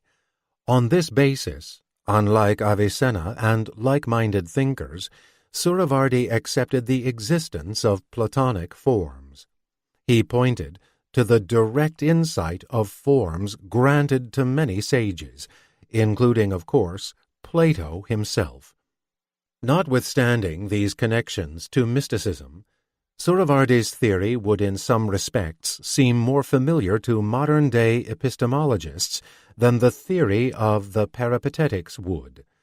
For one thing, most philosophers nowadays assume as a matter of course that we do have knowledge in the strict sense concerning particulars. Suravardi's theory of perception also resembles the contemporary epistemological position called naive realism, the view that perceived objects are simply given or immediate to us without the need for any representation. Centuries after Suravardi, his ideas were taken up by a self-styled heir to his illuminationist philosophy, Mullah Sadra. Sadra's epistemology draws on his version of the Sufis' unity of existence, modified through the notion of tashkik, a gradation of intensity within that unity, with each existent constantly changing in its substance as it strives towards the perfect existence that is God. The soul, too, is subject to this sort of change, and one way that it changes is by knowing things. Sadra agreed with Suravardi that knowledge is not a matter of representing external things within the soul after some process of abstraction. Rather, it is for things to be present to the soul. According to Sadra, this means precisely that the soul actually becomes the thing it is knowing. The soul does not, of course, thereby become identical with the physical object it is knowing, but it does become identical with the intelligible nature of that object. In this way, Sadra took forward Suravardi's insight that grasping the self is a paradigm case of knowledge. In fact, there is no longer any distinction between the two at all. For the soul to know, say, about giraffes, is simply for it to know itself, once it has become identical with the intelligible nature of giraffes. Chapter 6. Ethics and Politics. We have now considered how the phenomenon of prophecy was fitted into epistemological theories in the Islamic world. But some prophets do not just know things that the rest of us don't. They also bring a revealed law. This is foundational for both Judaism and Islam, and has posed a further set of questions for philosophers. They sought to reconcile the religious norms laid down in the religious law with the ethical and political norms established by unaided human reason. In articulating those rational norms, thinkers of the Islamic world drew on ideas from the classical tradition.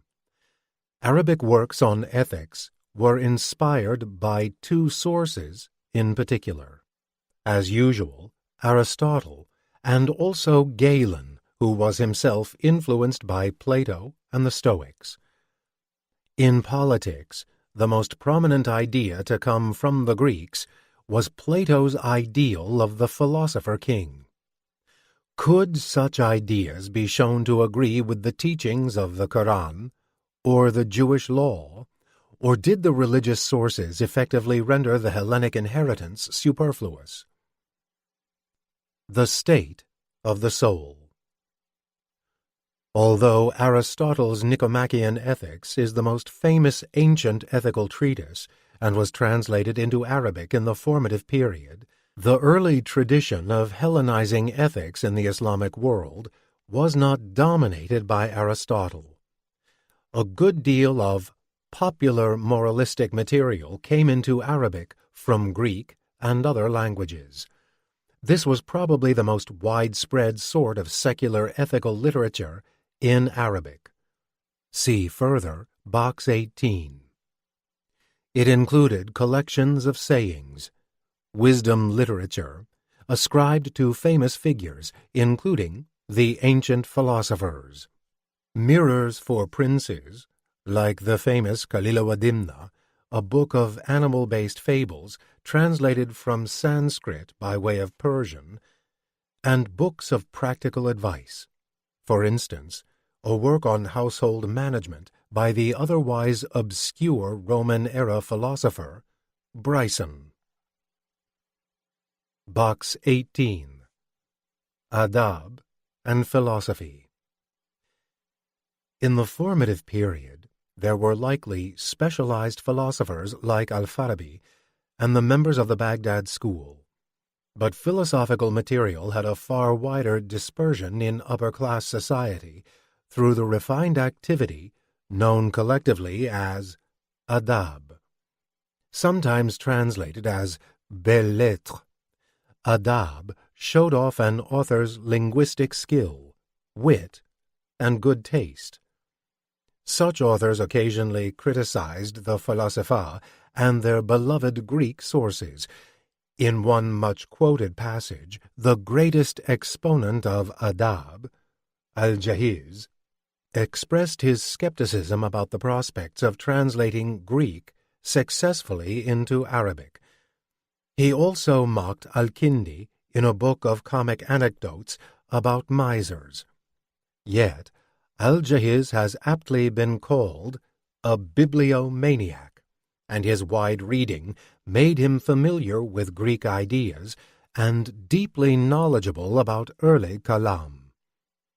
Later adab authors, such as Al-Tuhidi, depict a literary salon culture in which it was the done thing to sprinkle quotations from Greek philosophers into one's dinner conversation. But we should not rule out the more serious engagement with philosophy on the part of these literary stylists. Al-Tuhidi was a multi-dimensional figure, a scribe and court intellect who exchanged views with Miskawayh, wrote an overview of the intellectual sciences, and was attracted to Platonist philosophy and Sufism. As early as Al-Kindi, we see how these subgenres were being received and interwoven. One of his works is a collection of remarks supposedly made by Socrates, who was confused in the Arabic tradition with Diogenes the Cynic.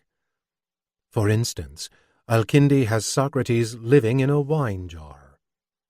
Another is a work of advice aimed at an aristocratic audience, if not actual royalty, which explains how to avoid becoming sad. Towards this end, Al-Kindi invoked philosophical doctrine, advising us not to value physical things, since, unlike intangible objects, they are subject to change and destruction.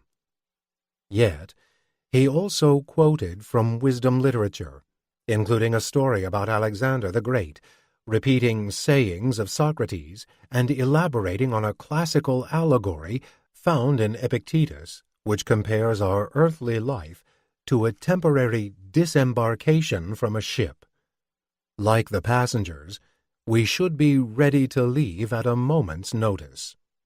By concentrating on ways to forestall sadness, Al-Kindi implied that the purpose of writing about ethics is to help one attain peace of mind. This had been the goal of many Hellenistic ethicists, too. Routes to ataraxia, freedom from disturbance, ranged from the restrained hedonism of the Epicureans to the belief-free detachment attained by ancient skeptics. Neither of these two schools was particularly influential in Arabic, however. More decisive was the impact of the Stoic-flavored Platonism found in the ethical works of Galen. As the leading authority in medicine, his works were voluminously translated into Arabic, and, in the bargain, two of his writings on ethics passed into the Islamic world. These ethical treatises, too, offered a sort of medical care, therapy for the soul rather than the body. It was a commonplace of Hellenistic ethics to compare peace of mind to physical health, and ethical advice to medicine. For instance, Epicurus's ethics were distilled into 4 recommendations, called the 4-part cure, tetrapharmakos. The titles of 2 early Arabic ethical works show that this medical analogy was alive and well in the formative period: spiritual medicine and benefits for bodies and souls. The first is by Abu Bakr al-Razi, notorious for his 5 eternal principles. The spiritual medicine found much more favor with subsequent readers than that cosmological theory. It was written as a companion piece to an encyclopedic work on bodily medicine. It is an entertaining but ethically demanding treatise, which takes as its starting point Plato's distinction between 3 parts in the soul, which al-Razi knew through Galen. The spiritual medicine exhorts one to subdue the lower 2 souls, the desiring and the irascible faculties, to the higher part, which is the rational soul. It is reason that makes us human, and letting oneself be dominated by the lower, body-dependent souls is, in effect, living as a beast. See further, Box 19. A sign of this is the way that animals go after everything they desire as soon as it is presented to them, whereas humans have the ability to refrain from this. Often, the spiritual medicine presents such self-control in hedonistic terms as an Epicurean might have done. Self-control brings more pleasure and less pain in the long run, for instance, by preventing discomfort due to overeating. Box 19. Animal Welfare. Given that many of these ethical texts encourage us to suppress our lower animal souls, we might expect them to offer little in the way of sympathy towards real animals. And it is true that animals were often ignored in philosophical literature, unlike in the visual arts. See Figure 8. Yet there were exceptions. A belief in God's mercy is a fundamental tenet of Islam, and theologians sometimes extended this to animals. Some Mutazilites postulated that animals might receive food in paradise to recompense them for whatever suffering they had to undergo on earth. Several medieval ethicists, meanwhile, argued for benevolence towards animals. One example is Abu Bakr al-Razi's Philosophical Life, which contains an impassioned criticism of those who overburden pack animals or enjoy hunting on the basis that we should show mercy to animals as God shows mercy towards us. Al-Razi did allow cruelty towards animals in order to save human life. For instance, riding a horse to death to escape an enemy, and said that one may kill predatory creatures since this is a net gain in terms of animal welfare. Another remarkable text for this topic was produced by a group of philosophers writing in the 10th century who adopted the name Brethren of Purity, Ikhwan al-Safa. Their collection of epistles includes a fable which imagines the animal kingdom bringing an official complaint to the king of the jinn, protesting at the treatment they receive from humans. The portrayal of animals here is extremely positive. They are monotheists and Muslims who pray to God with their calls, and unlike humans, they are free from sin. Nonetheless, the trial is eventually decided in favor of the humans, since it is they alone who can include truly pious, saintly figures among their number. For another example, we may turn to Ibn Tufail's island story, Hay ibn Yaqzan. At one stage in the narrative, the title character decides to participate in God's providential activity by protecting and nurturing not only animals, but also plants. Hay even becomes a fruitarian, restricting his diet to food he can harvest without killing plants. As in Al-Razi, the attention paid here to animal welfare is not justified with reference to the intrinsic dignity of animals or anything of the sort. Rather, kindness to animals is a way of carrying out God's will.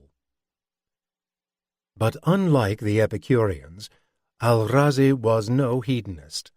He was simply trying to show that even people focused on desire satisfaction have good reason to subordinate their desires to rational control. Elsewhere, Al-Razi made it clear that pleasure has no value at all, since it is nothing but the restoration of the body to a healthy state after it has been in a harmful state, as when we drink to restore our balance of moisture. This is a zero-sum game, since the pleasure attendant on the process is always matched by the deficiency or pain being eliminated. On the other hand, enjoying pleasure is not intrinsically evil either. Pleasures enjoyed in a controlled and thoughtful way were allowed by Al-Razi, as we can see from another short work called The Philosophical Life. Here, He defended himself from the accusation that he failed to live up to the standards set by Socrates, who was famous in the Arabic tradition for being an ascetic, in part because of the confusion of Socrates with Diogenes. Al-Razi's response was that Socrates was only an ascetic as a young man. Later, he outgrew this and adopted a more mature, moderate lifestyle, which included such things as wine drinking and marriage. Benefits for Bodies and Souls is by a contemporary of Al-Razi, who was also an associate of Al-Kindi, Abu Zayd al-Balkhi. As the title indicates, it has two main sections dealing with physical medicine and ethics.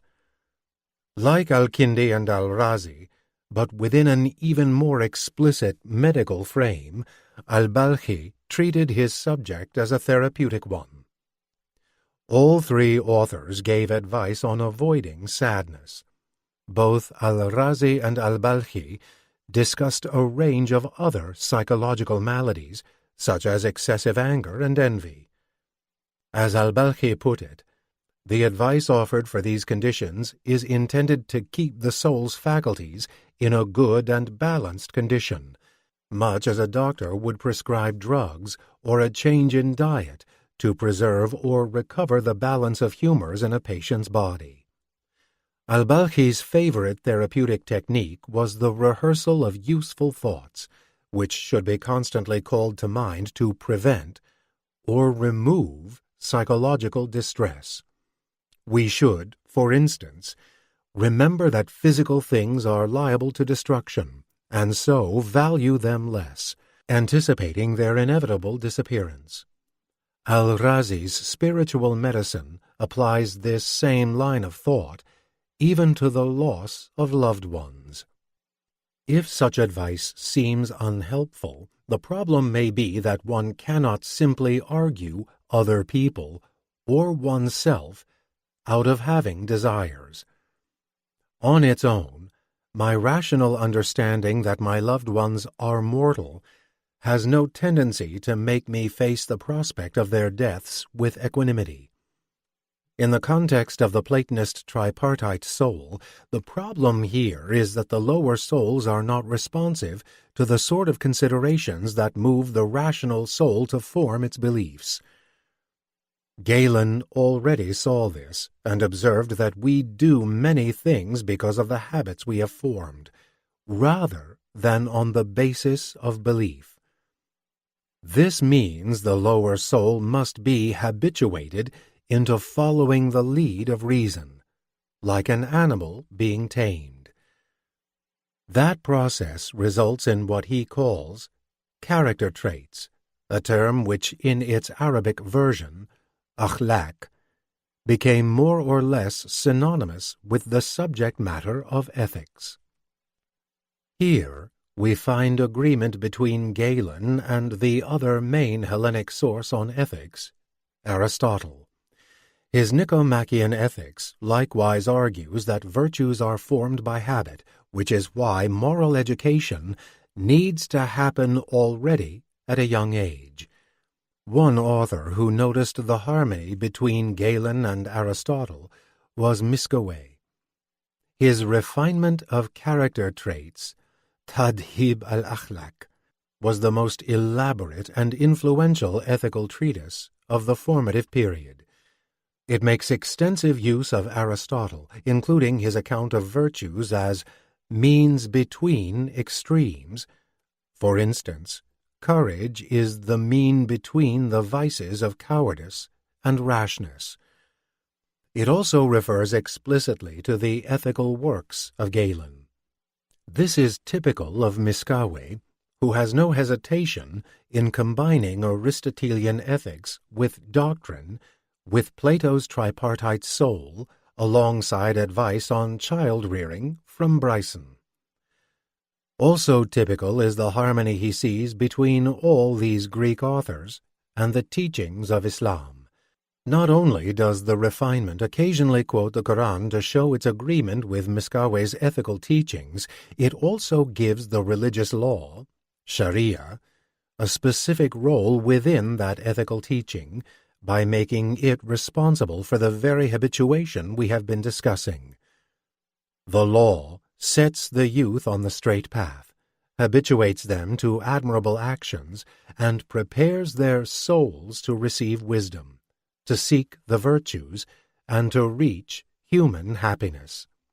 This idea was developed within the context of Judaism by Maimonides. Like Miskaweh, Maimonides was heir to both the medicalizing Galenic ethics and Aristotle's theories. He duly presented vices as diseases caused by reason's failure to dominate the lower soul, and saw the virtues as means between extremes. We get from the former to the latter through rigorous habituation, which is precisely what is offered by the religious law. An obvious example might be that following dietary laws teaches Jews to exert control over their desire for food. Maimonides saw a potential problem here, though. If we turn to the Bible, we often find that the patriarchs are depicted as rather ascetic.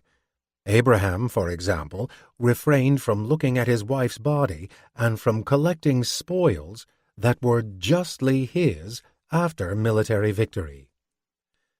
In the Judeo-Christian tradition, such heroic abnegation has often been taken as a sign of piety and virtue. It may not be required, but it is certainly admirable. On Aristotle's reckoning, though, these acts appear vicious because they fall short of the appropriate mean with respect to the enjoyment of sex and wealth.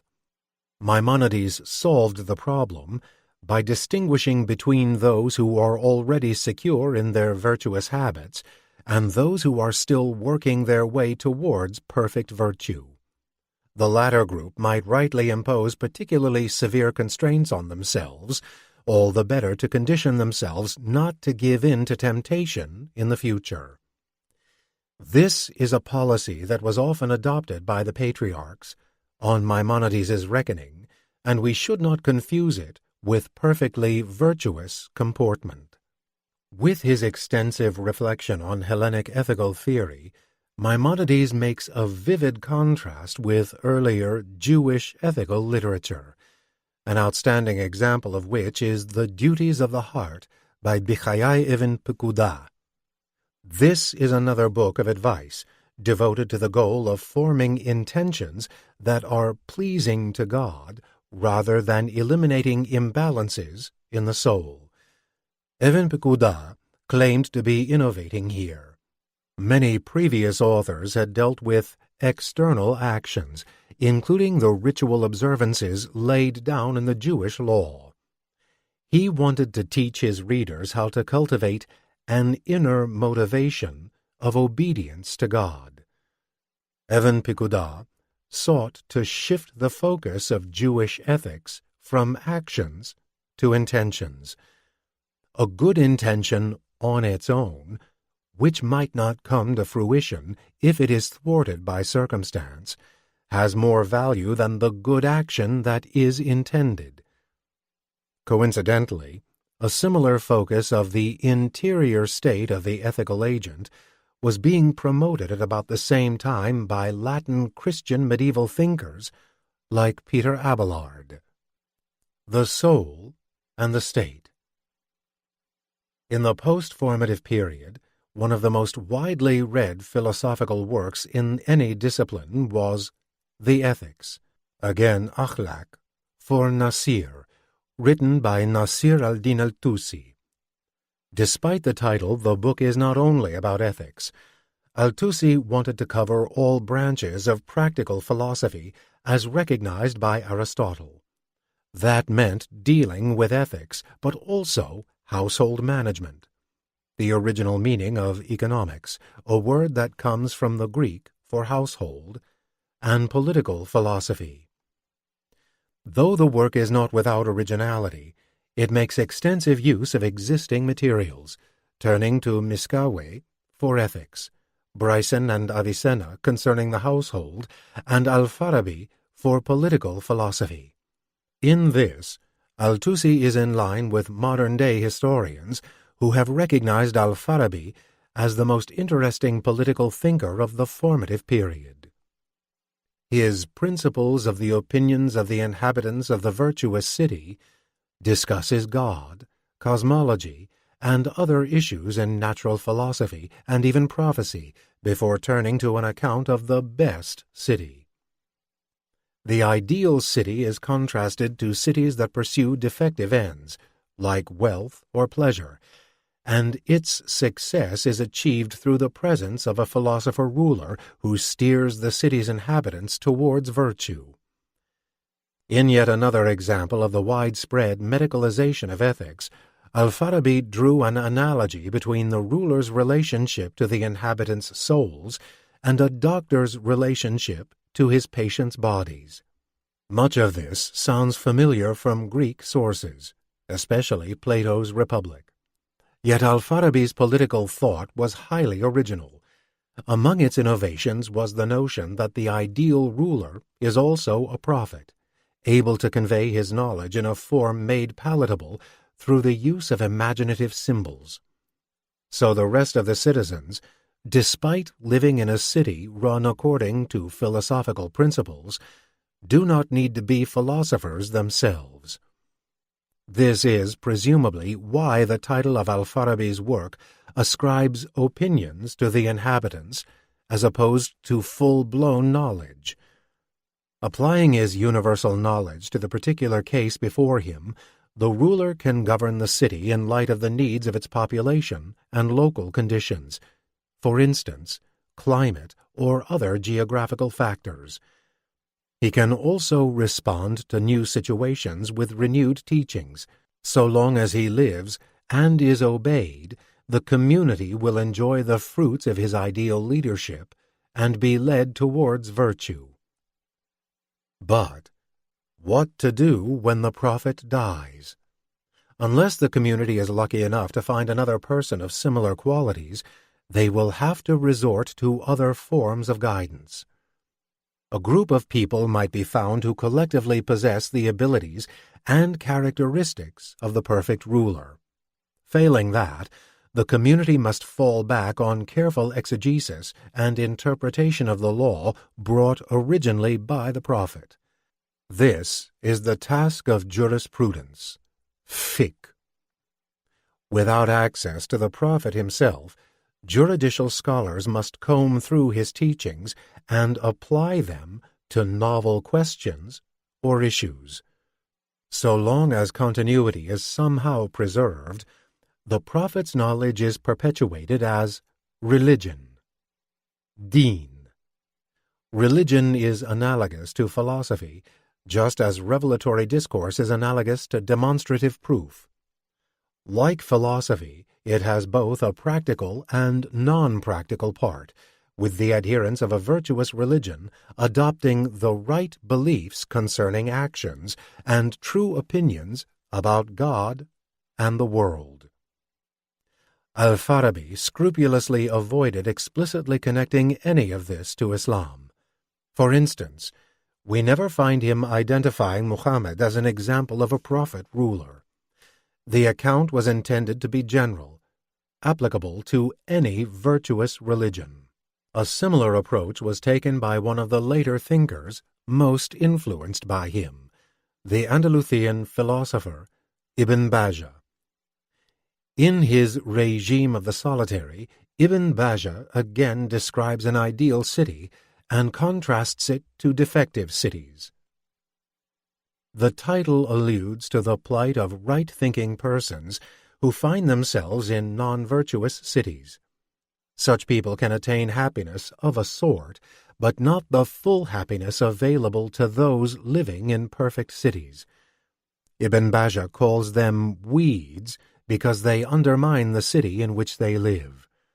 They have managed to develop correct ideas, either practical or theoretical, and thus represent a challenge to the convictions that hold sway in their vicious societies.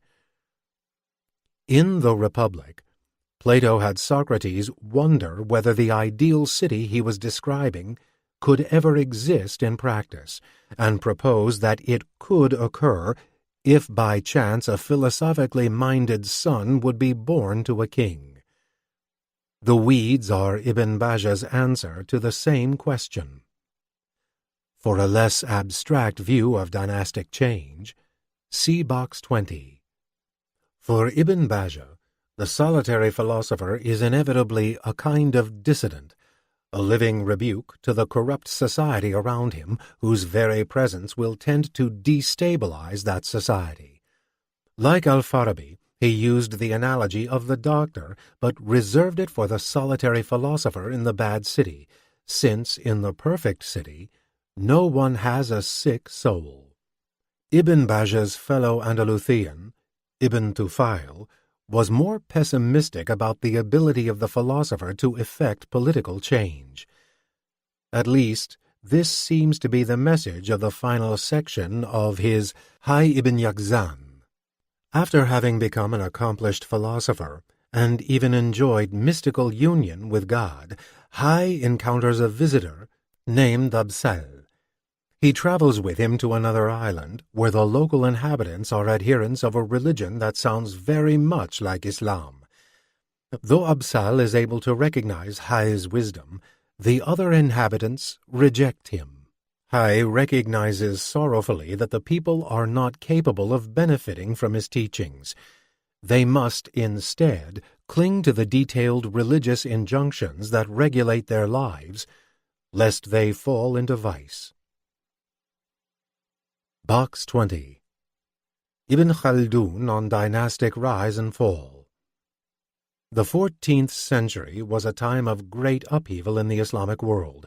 Plague swept through the islands, as did the warlord Taimur, often known as Tamerlane, who pushed Mongol hegemony even further than it had reached in the previous century. Meanwhile, in the Western Islamic world, or Maghreb, the Almohads had lost Spain to the Christians, and various powers jockeyed for control of North Africa.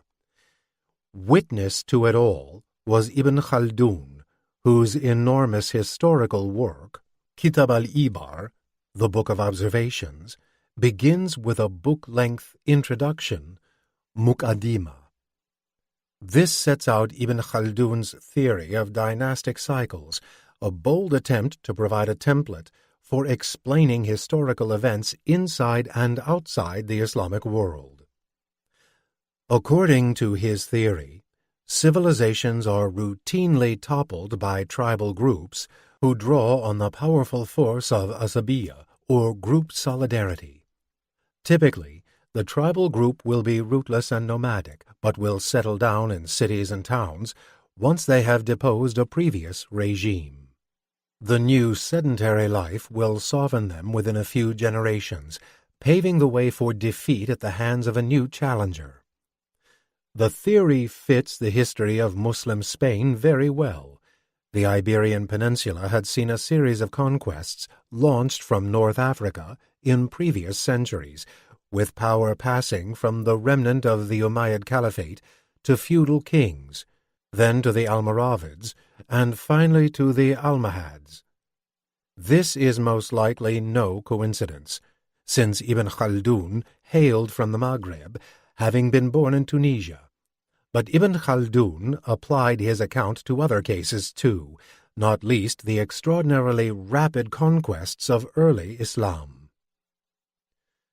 Suravardi put his own distinctive spin on the Platonic idea of a philosopher-king, saying that the rightful caliph is someone who has mastered not only the discursive sport of philosophy practiced by the Peripatetics, but also the intuitive methods used in Illuminationism. An Iranian thinker of the early Safavid period, Al-Nirizi, was unimpressed by these remarks. He speculated that Suravardi was trying to lay claim to political power for himself. This accusation is not as outlandish as it may seem, for Suravardi was put to death on the orders of Saladin because of the influence he exerted on Saladin's teenaged son. On a less ad hominem note, Al-Narizi pointed out that there has historically been no correlation between philosophical wisdom and political authority. For Al-Narizi and other Safavid-Arid philosophers, proper authority instead has its source in divine dispensation. The Prophet, and then the Imams recognized in Shiite Islam, were sent to provide not only revelation, but also leadership for the community.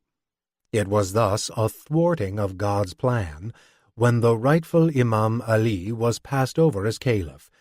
This Shiite conception of political legitimacy could readily be combined with Al-Farabi's ideas. After all, he too saw a close connection between prophecy and perfect leadership, and acknowledged the possibility of successors who would be able to carry on this aspect of the prophet's role. So, when another Shiite philosopher, Al-Tusi, made use of Al-Farabi in the political section of his Ethics for Nasir, he could seamlessly weave Shiite allusions into this material.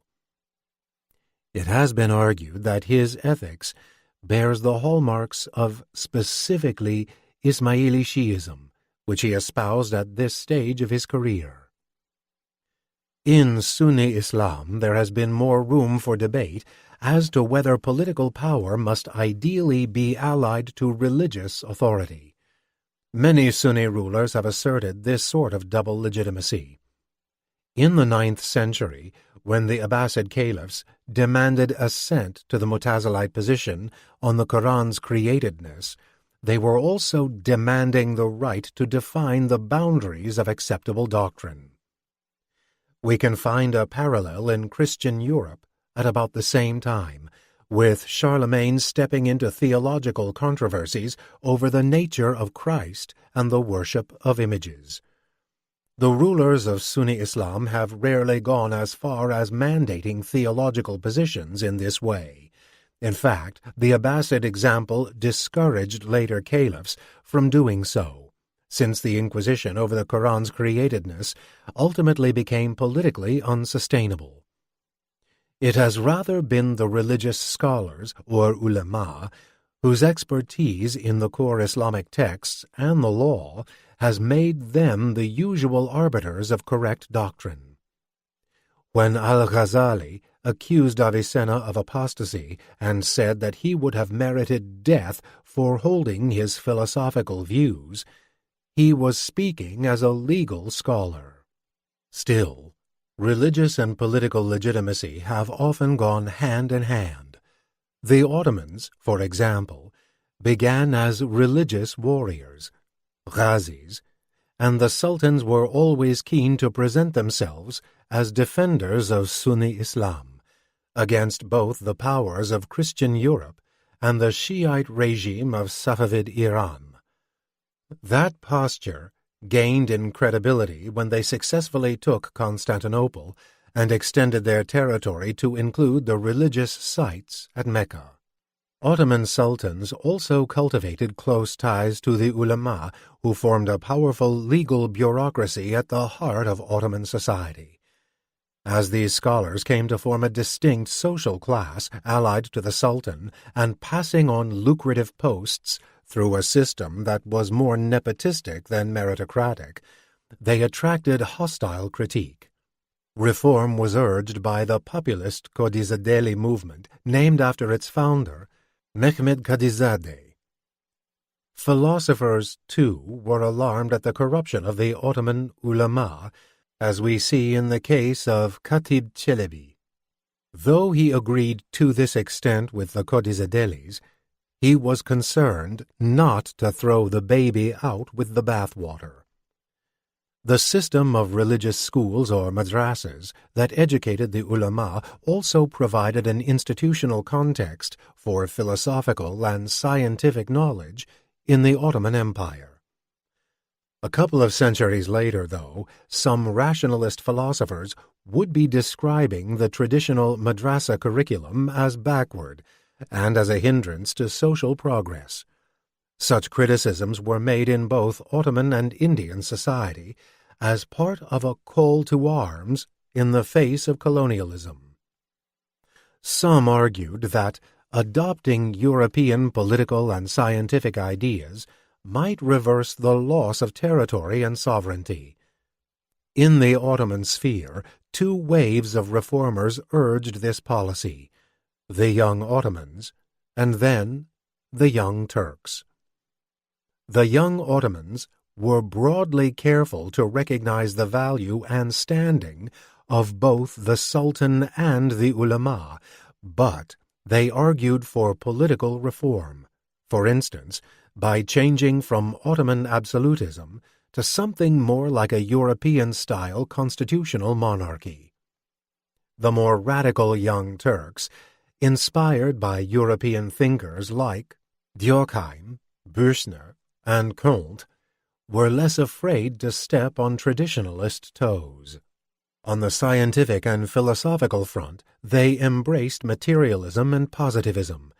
On the political front, they promoted nationalism, paving the way for the secularist project that would ultimately reach its fruition with the new nation of Turkey in the early 20th century.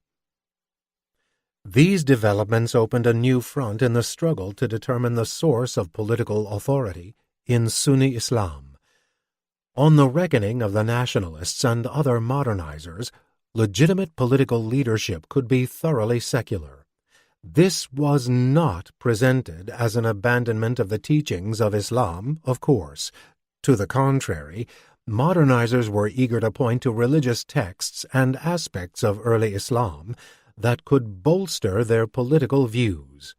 Thus, the Egyptian scholar Muhammad Abduh and his teacher Jamal al-Din al-Afghani cited the traditional practice of shura, or consultation among the community, as an Islamic analog to democratic government. Like Averroes, Abduh was a jurist who emphasized the social importance of religion, but he was dismissive of the traditional ulama whom he saw trapped in taqlid, the unthinking acceptance of authority. Along with Abduh's emphasis on individual reflection and political action went a rejection of fatalism, the view that all things are preordained by God. An article in the journal produced by Abduh, along with his teacher al-Afghani, angrily rebutted the European conception of Islam as a fatalist religion. Abduh worried that fatalism could lead to quietism, since it implies that the current state of political affairs has, along with everything else, been decreed by God. Fatalists are bound to assume that if things are meant to change, then God will ensure that they do, an attitude inimical to the political engagement urged by the modernizers. See also Box 21. Box 21. The political context of the Kalam debate over human action. It was nothing new when early 20th century modernizers complained about the political consequences of theological fatalism. Debates over human action and free will had always been politicized. One of the defining features of Mutazilism was its stance on the Muslim who commits a grave sin. Such a sinner is neither a believer nor a hypocrite, but in an intermediate position.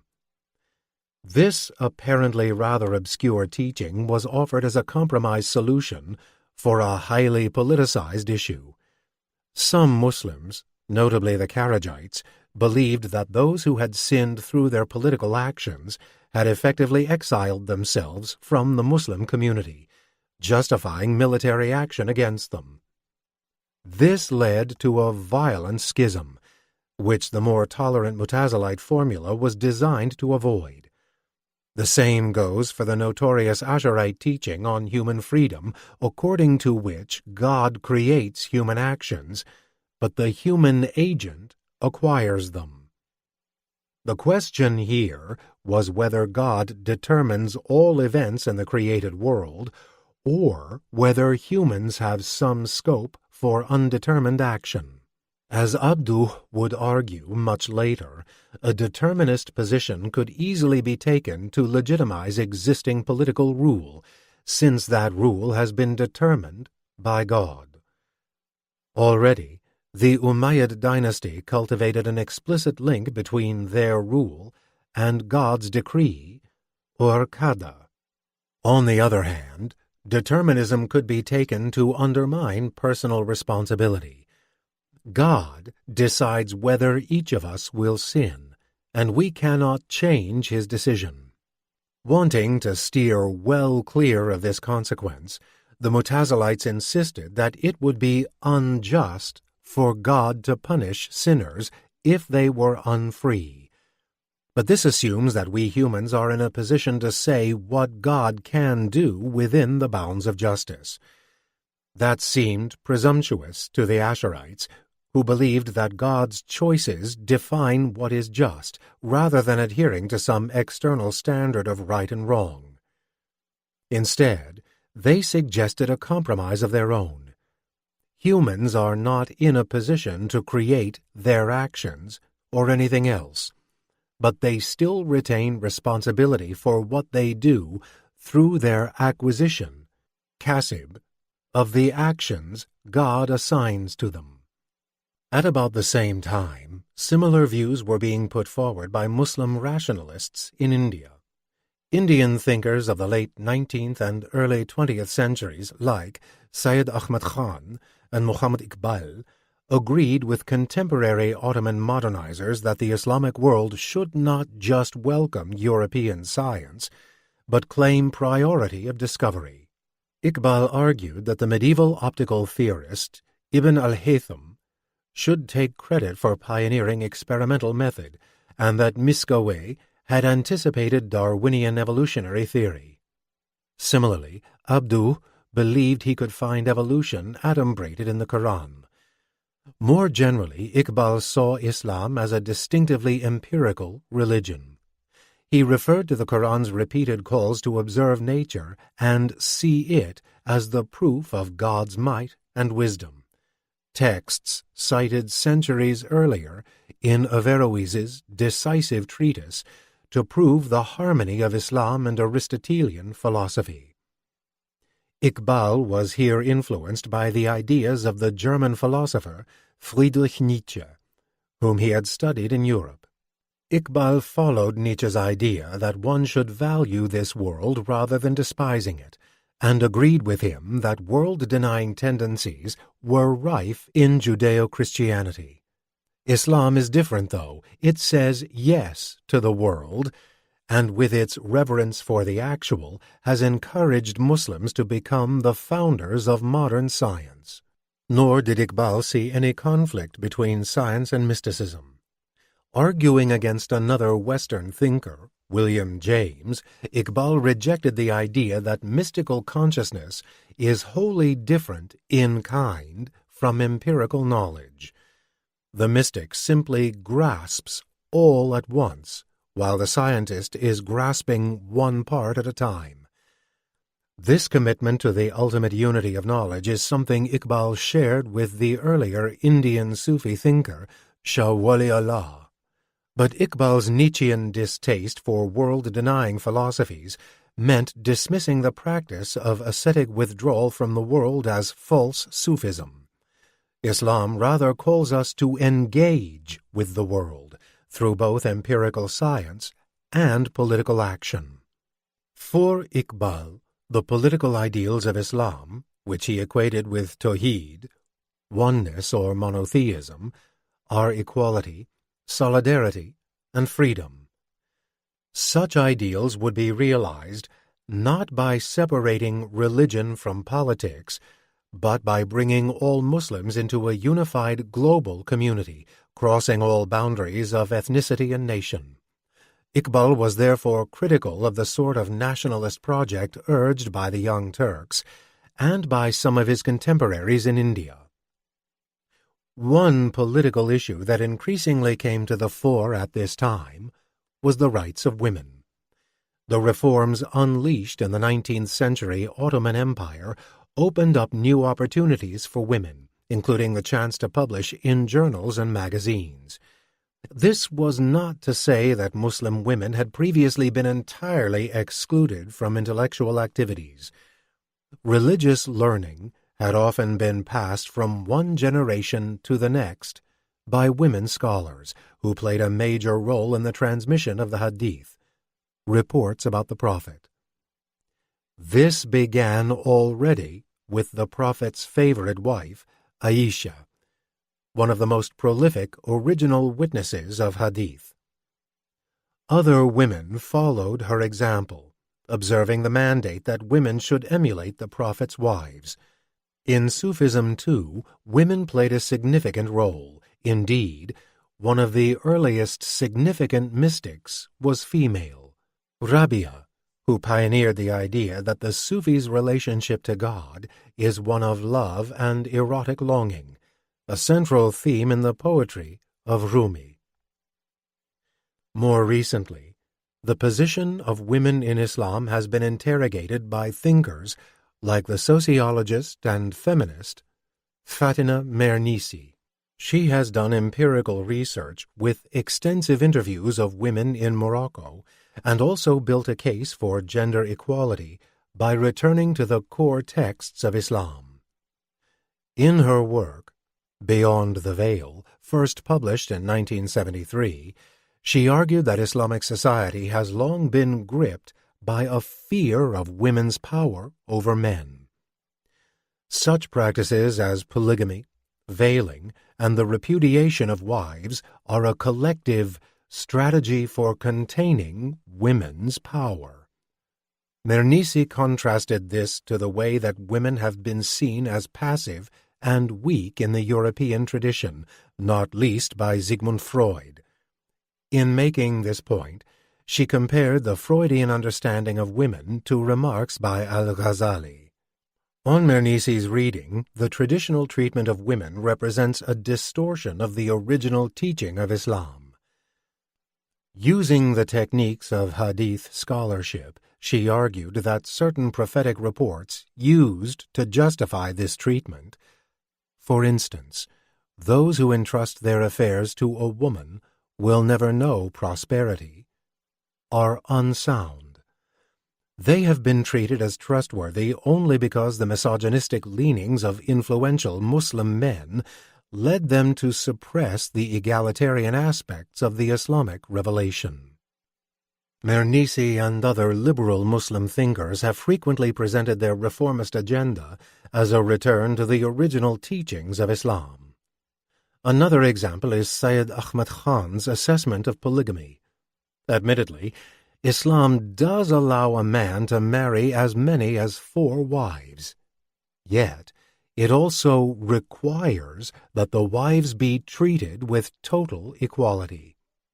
Khan argued that since this is, in practice, impossible, polygamy is effectively prohibited in Islam after all. Ironically, a similar strategy of returning to the origins of Islam has also been adopted by far more socially conservative Muslims. For them, a major inspiration has been Ibn Taymiyyah, whose Salafist approach to jurisprudence took its name from Salaf, or first generations of Muslims. It would seem that for some centuries Ibn Taymiyyah's influence was rather limited, but more recently he has probably played a more prominent role in political discourse in the Islamic world than any of the other historical figures discussed in this book. Yet, quite a few figures from previous centuries have continued to live on in contemporary political and philosophical discussion. Mullah Sadra's philosophy has had a particularly vibrant legacy in Iran. He influenced no less a political actor than the Ayatollah Khomeini, spiritual leader of the Iranian Revolution, though the relationship between this revolution and the Sadrian philosophy of a 20th-century Iranian thinker like Tabatabai is a matter of dispute. Even relatively minor figures have had a surprisingly powerful presence in recent intellectual developments. An example would be Miskawayh. We saw just now that Iqbal gave him credit for advancing a precursor of the theory of evolution. His work was also taught at Al-Azhar University in Cairo by Abdu, and he has been a source of inspiration for the Algerian thinker Mohamed Arkoun. All of this is another reason to abandon the usual understanding of philosophy in the Islamic world as a branch of medieval philosophy. Certainly, there were fascinating Muslim thinkers and fascinating Christian and Jewish thinkers living among Muslims in the medieval period. But the story of philosophy's development in the lands of Islam after medieval times is one of continuity, not rupture or oblivion. Medieval thinkers have never stopped being relevant, even if only indirectly, thanks to many generations of epitomizers, commentators, super-commentators, and critics. For all the innovation, all the pointed critique of predecessors, philosophy in the Islamic world has always remembered its own history. This concludes Philosophy in the Islamic World by Peter Adamson, narrated by Paul Bamer, a member of SAG-AFTRA. Copyright 2015 by Peter Adamson.